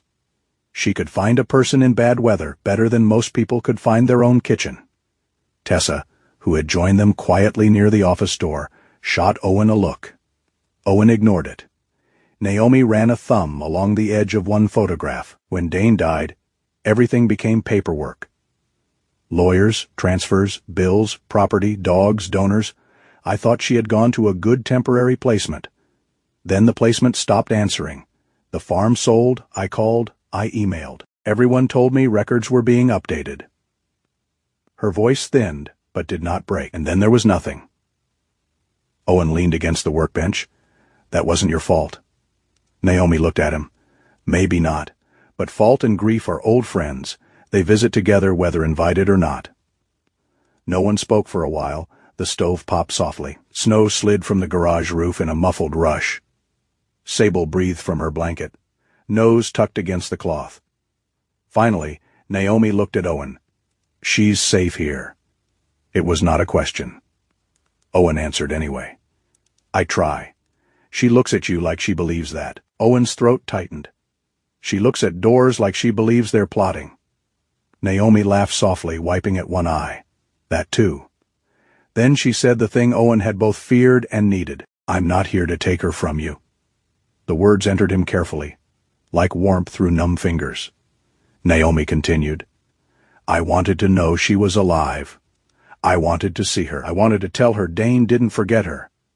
And I want to help fix the records, so no one can ever call her a stray again. Owen looked toward Sable. The dog had closed her eyes. One paw still held the cloth. She can stay through winter, Naomi said. Longer if that's where she's steady. We can decide with her, not around her. Tessa nodded once, approving the sentence like a treatment plan. Owen did not trust himself to speak immediately, so he turned to the pegboard where he kept spare collars, toe straps, leads, and old work gloves. A new leather collar hung there, dark brown, bought 2 weeks earlier, and not yet admitted to anyone.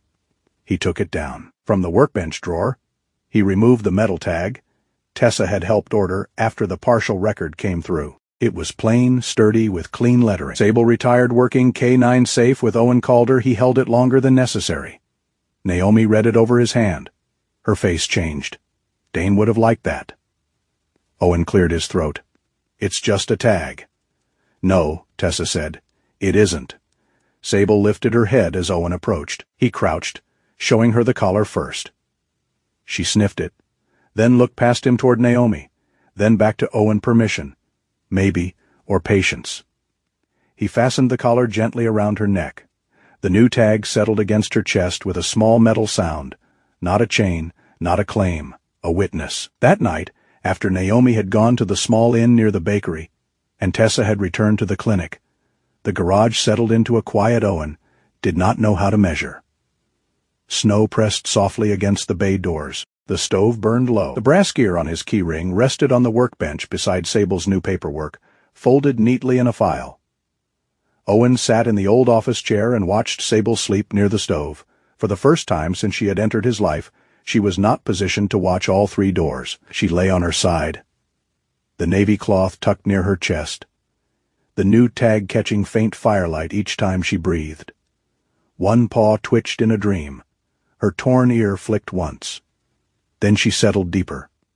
Owen wondered whether dogs dreamed of people they had lost. He hoped, if Sable dreamed of Dane Rusk, the man stood in sunlight and not snow. He hoped there were fields in that dream, warm hands, no ropes, no locked sheds, no alleys behind taverns. He reached for his keys and turned the brass gear once between his fingers. All this time, he had thought he was learning how to keep a dog. Now he understood he was learning how to honor one. There was a difference, and in the warm, oil-scented quiet of the garage, with the storm waiting beyond the walls and Sable finally sleeping, without guarding every exit, Owen Calder let that difference sit beside him like a hard, holy thing. The storm arrived early, as if it had grown tired of being predicted. By mid-afternoon, Hearthfall Ridge had vanished behind a wall of white. Snow did not fall anymore. It traveled sideways, driven by a wind that slapped windows, buried steps, and turned familiar streets into pale, shifting guesses. Power flickered twice on Main Street before failing east of the creek. Phone service broke into fragments. The road between Town Center and Frostline Row disappeared under drifts, so fast the plow drivers began sounding less like workers and more like men arguing with a mountain. Owen Calder was at the fire hall when the first bad call came through. The rescue room had become a nest of maps, wet coats, radios, thermoses, and half-eaten food no one remembered starting. Nora Whitcomb stood at the center of it with her red rescue jacket zipped to her throat and the yellow grease pencil tucked behind one ear like a warning flag. Deputy Calvin Reese sat near the radio table, writing times and coordinates in his blue waterproof notebook with the tense precision of a man trying to hold chaos in straight lines. Tessa Hargrove came in through the side door carrying a medical pack and wearing the expression of someone who had already decided half the room was about to do something stupid. Behind Owen, Sable lay on a folded rescue blanket near the heater vent. Not asleep. Listening, her new collar rested against her yellow and black chest, the metal tag catching the overhead light whenever she breathed. The radio cracked. Calvin leaned in. Say again. East Station. Static tore at the answer. A man's voice came through in pieces. Generator down. Cross line cut off. Bellwether. 5 adults sheltering. Maybe more. Old greenhouse. Then nothing. Nora looked up sharply. Bellwether, Maeve Larkin's voice came through next, faint but recognizable, carried by a handheld radio that sounded like it had been built during a less forgiving century. Nora, it's Maeve. We made it to the greenhouse. Back storage room is holding Russell's cold. Clay's pretending not to be 2 resort workers with us. One twisted his knee. Stove won't draw right. Smoke's coming back in. Owen's hand closed around the edge of the map table. Bellwether Greenhouse sat halfway between Frostline Row and the old South Service cut. Once, it had been a community project, winter greens, seedling starts, school field trips before the school district consolidated, and the building became another good idea left to sag under better-funded priorities. The glass house itself was partly broken now, but the storage room behind it still had metal roofing and thick walls. A place to hide from wind. Not a place to trust. Nora took the radio. Maeve, how many total? 5, all adults, Russell, Clay, me, 2 men from the resort fuel crew. One's named Peter. Other one's Luis. They missed the turn after dropping canisters. Road's gone. Nora. Anion bleeding. No cold coughing. Russell's hands are bad. Clay says his pride is terminal. From somewhere in the fire hall, someone gave a short laugh that died immediately. Tessa was already opening her pack. If the stove is backdrafting, they can't stay in that room long. Calvin checked the window. There was no view beyond it, only the storm pressing its white face against the glass. Plow can't get there. Road is blocked east of Miller's Bend. Nora's eyes moved to Owen. He knew that look. No, he said before she spoke. I haven't asked. You were going to. I was going to ask if the tracked unit can take the South Service cut. Owen looked down at the map. In this wind, maybe means the mountain gets a vote. Nora studied him. And what does the mountain usually vote? Against tourists, fools, and people who trust maps too much. Good thing we're not tourists, Calvin said. I can run radio and navigation. Tessa looked at Sable. She stays in the vehicle. Owen turned toward her. She stays here. At that, Sable lifted her head. It was a small movement, but everyone near the heater noticed. Tessa did not soften. She is not working. She is not walking through drifts. She is not pulling anyone. She rides. She alerts if she alerts. And if I say she is done, she is done. Nora nodded. Agreed. Owen looked from Nora to Tessa to the dog. Sable had risen now. Slowly, favoring one side the way she did when the cold got into the old injuries. She took 2 careful steps and stopped beside Owen's boot, not demanding, not pleading, simply arriving where the decision stood. You are all impossible, Owen said. Tessa zipped her pack. Correct, load up. 20 minutes later, the tracked rescue unit growled out of the fire hall bay like an orange beetle built by pessimists. Its black treads bit into packed snow. Floodlights carved tunnels through the storm and lost them almost at once. Owen took the driver's seat. Nora rode beside him with the route map and radio. Calvin sat behind them, headset on, calling updates back to base. Tessa secured the medical bags along the wall. Sable lay on a padded blanket near Tessa's boots, wearing a dark thermal coat that made her look both official and mildly insulted. Owen glanced back once. Comfortable? Sable looked at him with tired dignity. Tessa said, She says your driving will decide. Everyone's a critic. The fire hall vanished behind them. Main Street vanished next. By the time they crossed the creek bridge, even the road seemed less like a road than an agreement they were trying to maintain by force of memory. Snow hit the windshield in frantic streams. The wipers scraped and shuddered. Every few seconds, the wind struck the side of the unit hard enough to make the metal frame groan. Nora pointed ahead. "South cut in 40 yards. 30, Owen said. "You can see, I can remember. That is not as comforting as you think." The tracked unit turned off the main road and climbed into darker timber. Pine branches leaned under snow on both sides, creating a tunnel that closed behind them. Calvin's voice stayed steady in the headset, but his pen moved faster than usual. "Base. Unit entering South Service Cut. Visibility near 04 responders. 1K9 proceeding to Bellwether." A burst of static answered. The trees thinned near Miller's Bend. That was when a sheet of ice broke from a branch above and slammed against the roof with a sharp metallic crack. Owen's hands tightened on the controls. For a breath, the white windshield was not snow. It was dust. The groan of the unit was not an engine. It was something heavier.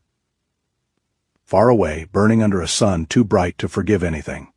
His foot eased off the pedal. The tracked unit slowed. "Owen," Nora said. He heard her voice, but it came from the far end of a tunnel.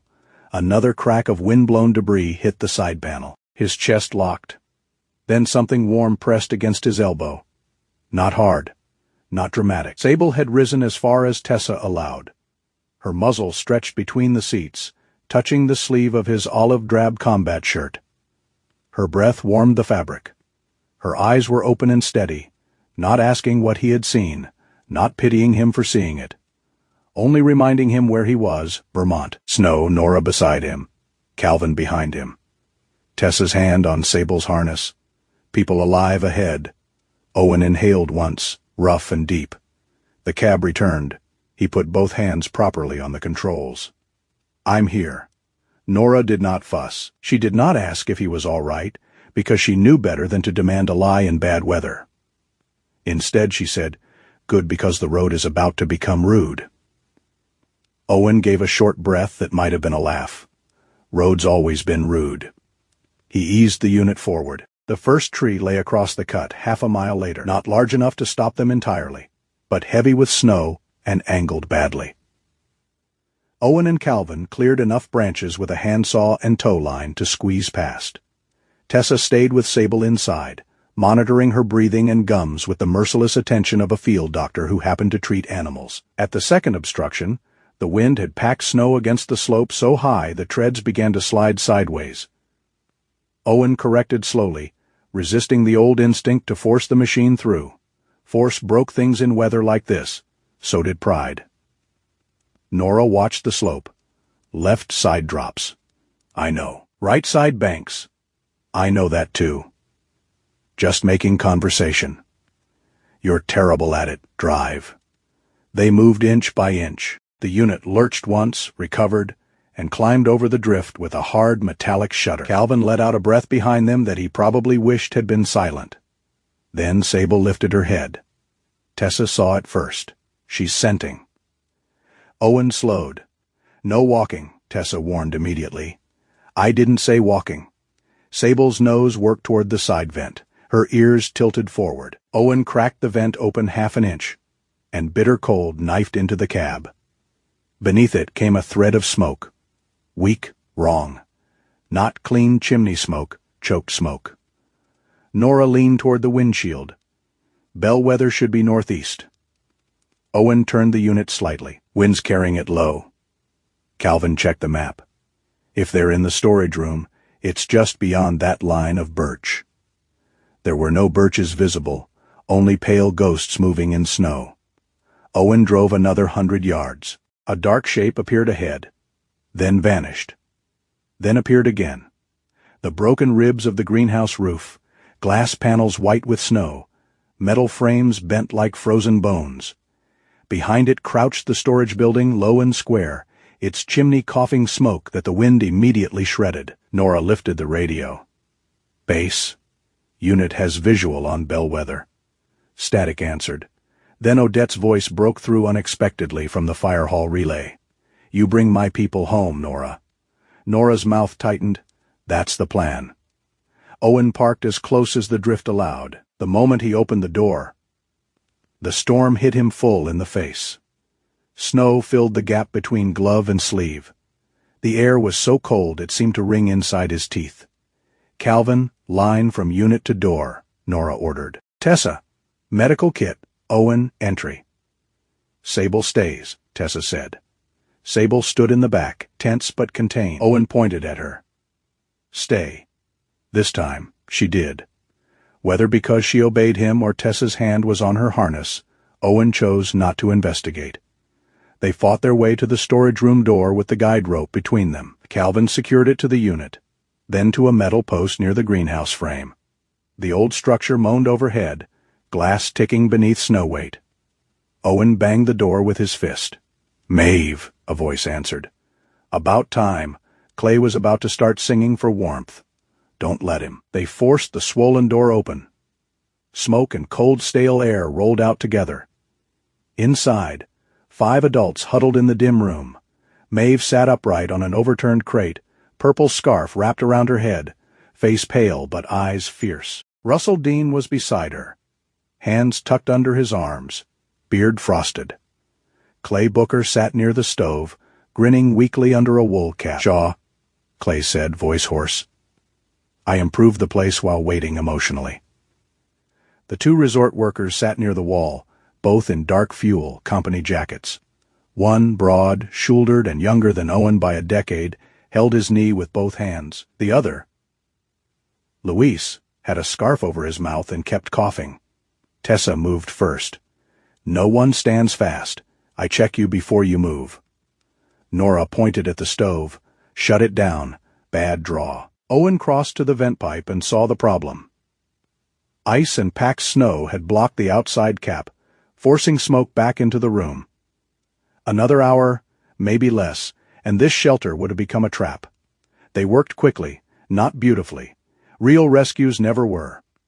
Calvin helped Russell into a thermal wrap. Nora secured Maeve with a harness line for the walkout. Tessa checked the resort worker's knee, then Luis's breathing. Clay insisted he was fine until he tried to stand and nearly folded sideways.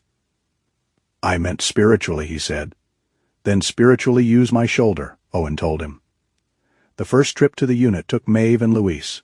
The guide rope disappeared into white after 3 feet. Back at the vehicle, Sable remained inside but pressed close to the rear window, eyes fixed on the figures moving through the storm. The second trip brought Russell and the injured worker. The third brought Clay, who complained that being rescued without an audience was bad for morale. By then, the greenhouse roof had begun making sounds Owen did not like. Long, slow ticks, weight shifting.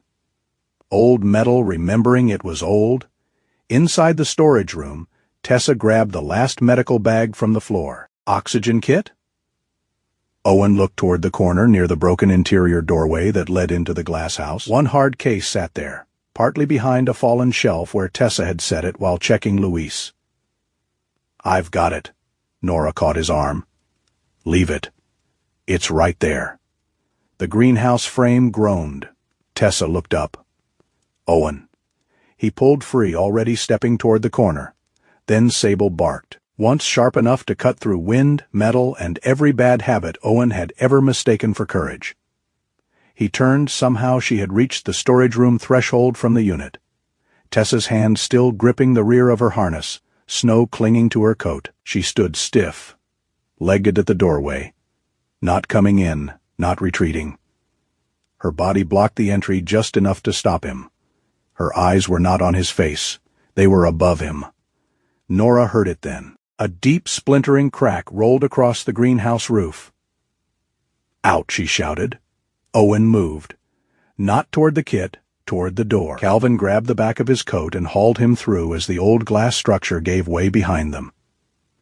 The collapse was not a cinematic explosion. It was uglier and heavier.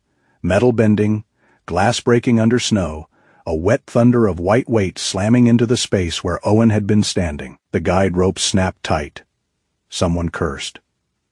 For several seconds, there was only snow and the roar of blood in Owen's ears. Then Nora's hand struck his chest. Not hard, Enough. You with me? Owen stared past her at the crushed corner of the storage room. The oxygen kit was gone beneath a glittering heap of snow, glass, and metal. So was the place where he would have been. He looked down. Sable stood half, covered in snow, panting lightly, trembling from effort and cold. Tessa crouched beside her immediately, wrapping a gloved hand along her ribs. "She's done," Tessa said, voice fierce. "No arguments." Owen nodded. No arguments. He did not trust his voice. They loaded the last of the team and the rescued adults into the tracked unit. The back was crowded, warm, damp, full of coughing, shaking hands, and the sour smell of smoke. Maeve held Sable's navy cloth in one hand because Sable had dropped it near the blanket, and Maeve had decided important things should not be left on floors. Russell looked at the dog. "That girl just outranked all of us." Clay, pale but still Clay, muttered, "I accept her leadership." No one laughed loudly, but several people smiled, which in that moment was almost the same thing. Owen stood outside one breath longer, staring at the collapsed greenhouse through the storm. Nora came beside him. She did not scold. Somehow that made it worse. "You were going back in," she said, "for the kit." "I know. It was right there." "So were you," he swallowed. The wind moved between them, carrying snow over the wreckage. Nora's voice lowered. "Nobody needs you dead to prove you're good, Owen." The words did not strike like a blow. They entered more quietly than that, like heat into frostbitten skin, hurting because feeling had returned. Owen looked toward the tracked unit. Through the side window, he could see Sable lying on the blanket, Tessa's hand resting on her shoulder. The dog's eyes were half closed now, exhausted but peaceful in the crowded warmth of people she had helped bring out alive. Owen had spent years mistaking survival for unfinished duty. There was always one more person to pull out, one more door to enter, one more risk that seemed acceptable if it spared someone else. It had sounded noble in his head, cleaner than admitting he did not always know how to live after the saving was done. Tonight, he had stepped back, not because fear beat him, because someone pulled him, because a dog barked, because a woman who knew triage told him no, because a town needed him breathing tomorrow. He nodded once, not to Nora exactly, but to the truth she had set in front of him. "Let's go home," he said. The ride back was slower. The rescued adults huddled under blankets. Luis coughed less after Tessa treated him. Peter's knee was wrapped and elevated on a crate. Maeve leaned against the wall with her eyes closed, still holding Sable's cloth. Russell slept. Clay whispered to Calvin that if anyone asked, he had personally held the building up for 20 minutes. Calvin wrote that down as patient alert and verbally annoying. Owen drove through the white dark with both hands steady on the controls. Beside him, Nora watched the barely visible road. Behind him, Sable slept at last, pressed between Tessa's medical bag and Maeve's boot, no longer a tool, no longer a stray, no longer a ghost of someone else's file, a teammate protected, spent alive. When the lights of Heartfall Ridge finally blurred into view, Owen did not feel victorious. Victory was too loud a word for wet gloves, smoke, stung lungs, and an old greenhouse collapsed behind them. What he felt was stranger. He felt the weight of everyone still breathing, and for once, he did not believe he had to pay for that by disappearing. Heartfall Ridge did not wake the next morning redeemed. Towns did not work that way. The storm moved on before dawn, dragging its white banners east across the mountains and leaving behind silence, broken branches, buried cars, and roofs bowed under the weight of everything the sky had dropped. The first sunlight came pale and cold, touching the town as if unsure what deserved blessing and what deserved inspection. The resort still stood bright on the North Ridge. Frostline Row still had patched roofs, tired heaters, and people who counted fuel by the inch. Grady Cole still had supporters. That was the part some stories liked to skip. No one woke up suddenly honest because a greenhouse had collapsed. No councilman became humble overnight because a dog barked in a storm. No system repaired itself simply because a few good people had almost died inside the consequences. But something had changed. For the first time in a long while, Frostline Row did not let silence do the talking. 3 days after the Bellwether rescue, the municipal hall filled again.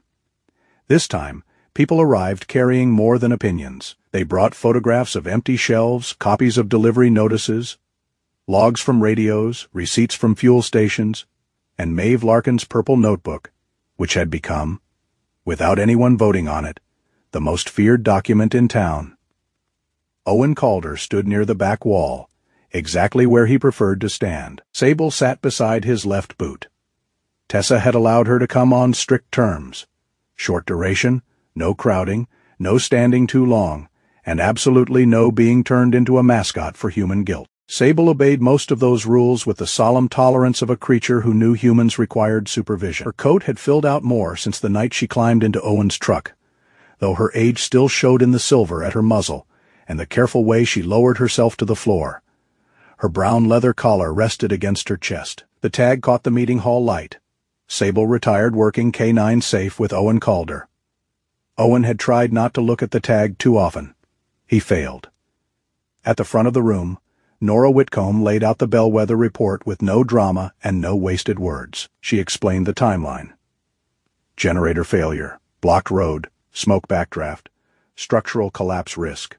Calvin Reese followed with radio logs and transfer times, his voice steady though his hand held the notebook tighter than usual. Calvin had changed in small ways since the warehouse. His uniform was still neat. His pen still moved in straight lines. But now, when a document looked too clean, he seemed to distrust it on principle. The issue, Calvin said, facing the council table, is not whether the resort needed emergency support. The issue is that supplies assigned to the east route were redirected without field notification, while residents in that route were actively reporting shortages. A man near the front muttered, "The resort keeps half this town employed." Maeve stood before anyone else could answer. She did not lift her voice. She rarely needed to. "And Frostline Row keeps the other half repaired, laundered, fed, driven, shoveled, and alive when tourists go home." The room rustled. Maeve opened her notebook. Owen saw Grady Cole's face settle into the careful stillness of a man preparing to endure a storm indoors. Grady sat at the council table in his navy sweater and gray blazer, silver snowflake pins still fixed to his lapel. He looked tired. Not broken, not defeated. Tired in the way proud men became when the world refused to accept their preferred explanation. Maeve read names again. This time, no one interrupted. Russell Dean, hands frostbitten after falling alone. Mrs. Halverson, vent pipe blocked and roof patched too late. Unit 6, one heater shared across 2 rooms. Bellwether, 5 adults sheltering in a failing structure because the East Road had no functioning distribution point. Then Odette Vaughn stepped forward with a folder held like a tavern tray. Her brass elk pin gleamed against her apron. She had no official title, which made her especially dangerous. "These are statements from 3 drivers who saw relief pallets sent uphill," she said. "One of them wrote his in pencil because he claims pens freeze near politicians." A small laugh went through the hall. Even Grady blinked at that. Tessa spoke last. She did not stand at the podium. She disliked podiums, calling them furniture designed to make people lie taller. She stood beside the first row, medical pack at her feet, hair tied back, eyes clear. "What I saw at Bellwether," she said, "was not a lack of generosity. This town has generosity stacked in closets, kitchens, trucks, and taverns. What nearly hurt those people was generosity being managed like private property. Care that has to pass through the wrong hands stops being care. It becomes leverage." That settled over the room, not like applause, like snow on a roof already carrying too much. Grady finally stood. Owen expected polish. He expected the smooth voice, the careful phrases, the gentle accusation that everyone else was too emotional to understand scale. Grady had built a life on sounding reasonable before anyone else could sound wounded. But this time, his voice came slower. "I believed," Grady said, "that protecting North Ridge protected the town." No one spoke. He looked toward the windows, beyond which the resort lights were invisible in daylight, but present all the same. "I still believe the resort matters. Jobs matter. Revenue matters. A town cannot feed people with good intentions alone." Maeve's jaw tightened. Grady looked at her, then at Nora, then at Calvin's notebook. But I made decisions without listening to the people who knew the roads, the houses, and the actual conditions. I treated hardship as something that could wait because it had waited before. For a moment, the hall held its breath. It was not a confession big enough for songs. It was not justice with trumpets.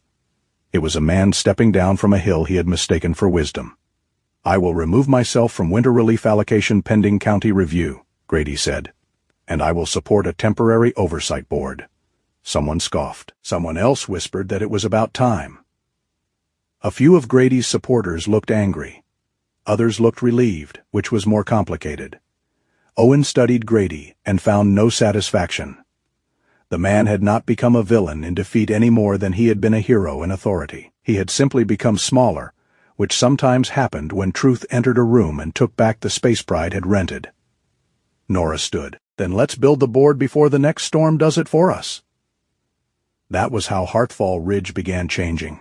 Not with cheers, but with chairs scraping closer to tables. The temporary winter relief board formed by the end of the week. Nora represented the rescue team. Calvin represented law enforcement and logistics. Tessa represented emergency medical and animal welfare coordination, though she objected to the title being too long. Odette represented small businesses, because apparently no one could stop her. Maeve represented Frostline Row, and when someone suggested calling her a community liaison, she said she would rather be called by her name, and everyone wisely agreed. Owen was not on the board. He made that very clear. Then Maeve started leaving updated delivery lists on his workbench. Nora started sending him road priority notes. Calvin stopped by with confirmed supply routes. Odette delivered coffee in a thermos labeled for men who claim not to be involved. So Owen was not on the board. In the same way Winter was not technically an animal. Present everywhere. Difficult to ignore. Bellwether Greenhouse became the next argument. Some wanted it condemned. Some wanted it forgotten.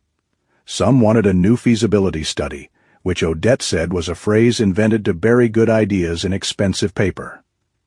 Maeve proposed repairing the storage section first. Nora supported it. Calvin found the old deed language showing the property still belonged to the town. Tessa noted that it sat at a critical midpoint between Frostline Row and Town Center. Clay Booker volunteered to inspect the roof, then immediately declared the building structurally embarrassed but emotionally available. By the second week, half the town had touched Bellwether in some way. Clay and 2 retired ski patrol members reinforced the storage room roof. Russell Dean, forbidden from climbing anything by 3 separate women, sharpened tools and complained from a folding chair. Odette brought soup.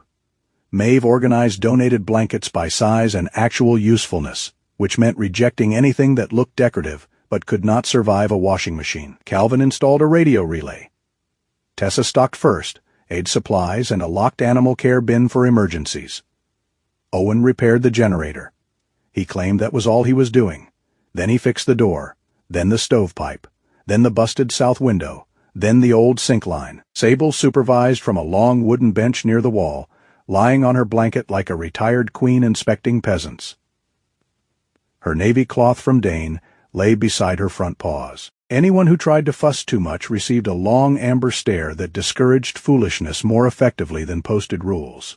The first day Bellwether opened as a winter shelter. It smelled of damp wood, new paint, coffee, and stubborn hope. It was not beautiful. The walls did not match. The floor sloped near the back corner. The sign outside had been hand-painted by Clay, who insisted the crooked letters gave it regional authority. Bellwether Winter Station coffee heat charging supplies. No nonsense. Odette added a smaller note beneath it. Sable is not customer service. Everyone ignored that and greeted Sable anyway. The opening was supposed to be informal, which in Hearthfall Ridge meant someone brought a ribbon and someone else brought muffins. Naomi Rusk drove back from New Hampshire that morning, with photographs tucked in a flat envelope and snow salt dried along the hem of her navy coat. When Sable saw her, the dog rose slowly from the bench. Naomi crouched, smiling softly. "Hi, girl." Sable walked to her without hurry and pressed her head briefly against Naomi's shoulder. Then, as if satisfied that the past had arrived safely, she returned to the bench. Naomi laughed through wet eyes. "She has appointments, I see. She's busy. Owen said, judging the muffins. Naomi brought out the photographs. Dane Rusk with Sable in autumn light, Sable younger, standing alert beside training cones. Dane sitting in a chair with 3 old working dogs asleep around him, one hand resting on Sable's back. They hung the photos in a small corner near the supply shelves. Not as a shrine, more like a window.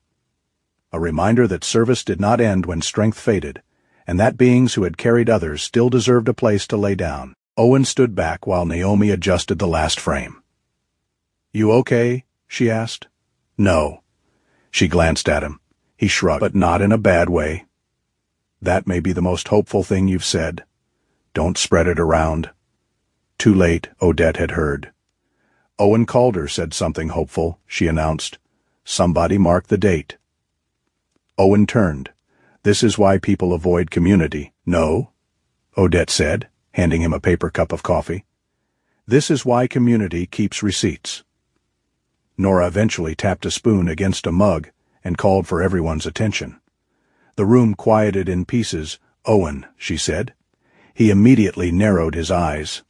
"No, you don't know what I'm asking." "Yes, I do." "Good then. Come say it quickly." Owen looked at Sable. Sable looked back with the serene cruelty of a friend who would not rescue him from speaking. The crowd waited. He walked to the front of the room with all the comfort of a bear invited to dance at a wedding. His olive-drab combat shirt showed beneath a gray wool coat. The camouflage sleeves were partly hidden, but not gone. He set one hand on the edge of the supply table, grounding himself against real wood. He did not give a speech. Speeches belonged to men like Grady. Owen had only a few words, and they came rough around the edges. "Rescue doesn't start when the radio goes off," he said. "It starts when somebody notices who's been left outside too long." The room stayed quiet. He looked toward Frostline Row people, then toward the resort workers standing near the coffee urn.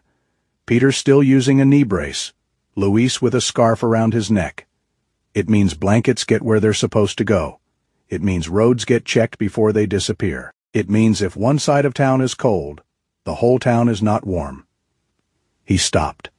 That felt like enough. Then he added, because Sable's tag had taught him the power of saying a thing plainly. Nobody should have to prove they're useful to deserve shelter. This time, the silence did not feel heavy. It felt like something being held carefully. Maeve wiped her eyes and pretended she had not. Clay clapped once, too loudly, then looked embarrassed and clapped again, out of commitment.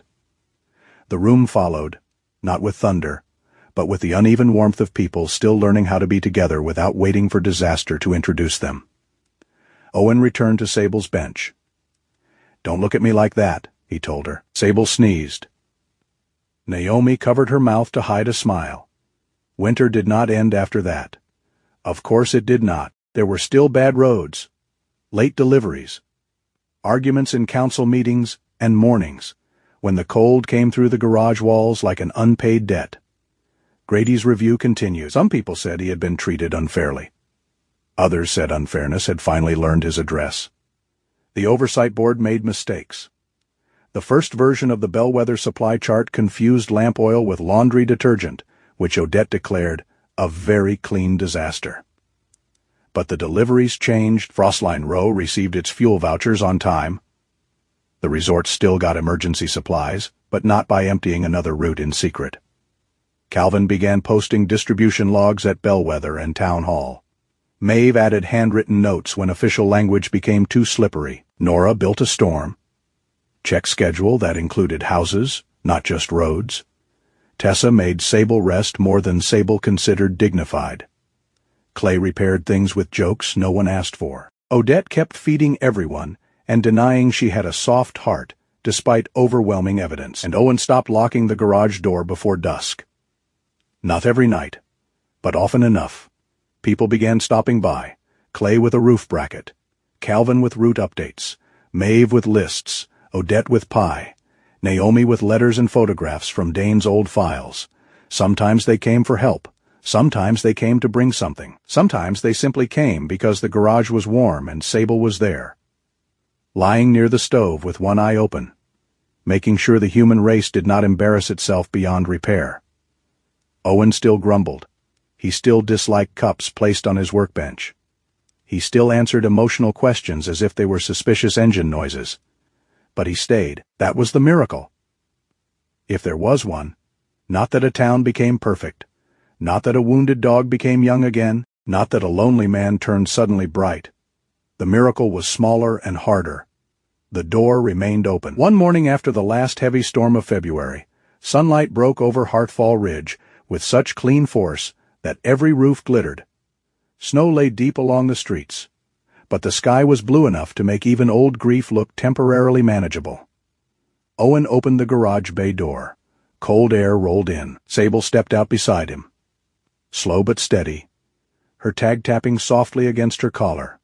Her black and tan coat shone in the light. The torn ear tilted toward the street. Across the road, Calvin was helping Russell clear a walkway. Clay shoveled Mrs. Halverson's porch while pretending to conduct an orchestra with the shovel. Maeve stood outside a neighbor's house, handing over a thermos. Odette's truck was parked crookedly near the curb, which meant soup had arrived somewhere without asking permission. Farther down, 2 resort workers helped unload blankets at Bellwether from a town truck.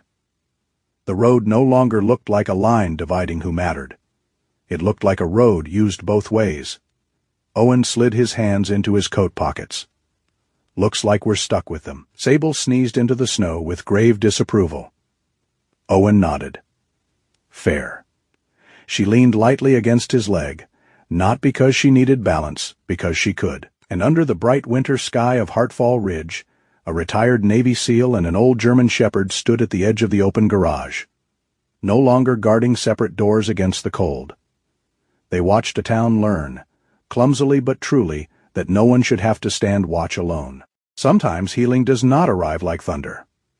Sometimes it comes quietly, through an open door, a warm room, a neighbor who finally knocks, or an old dog who reminds a tired man that he does not have to stand guard alone. May this story remind us to notice the people who have been left out in the cold, and to be grateful for the small mercies God places in our path. A kind word, a shared meal, a faithful companion. These may be the little miracles that help someone make it through the storm. If this story touched your heart, share your thoughts in the comments. Tell us who Sable and Owen reminded you of. And if you would like more stories of loyalty, healing, and hope, please subscribe and stay with us for the next one. May peace find your home, and may grace meet you on the road ahead.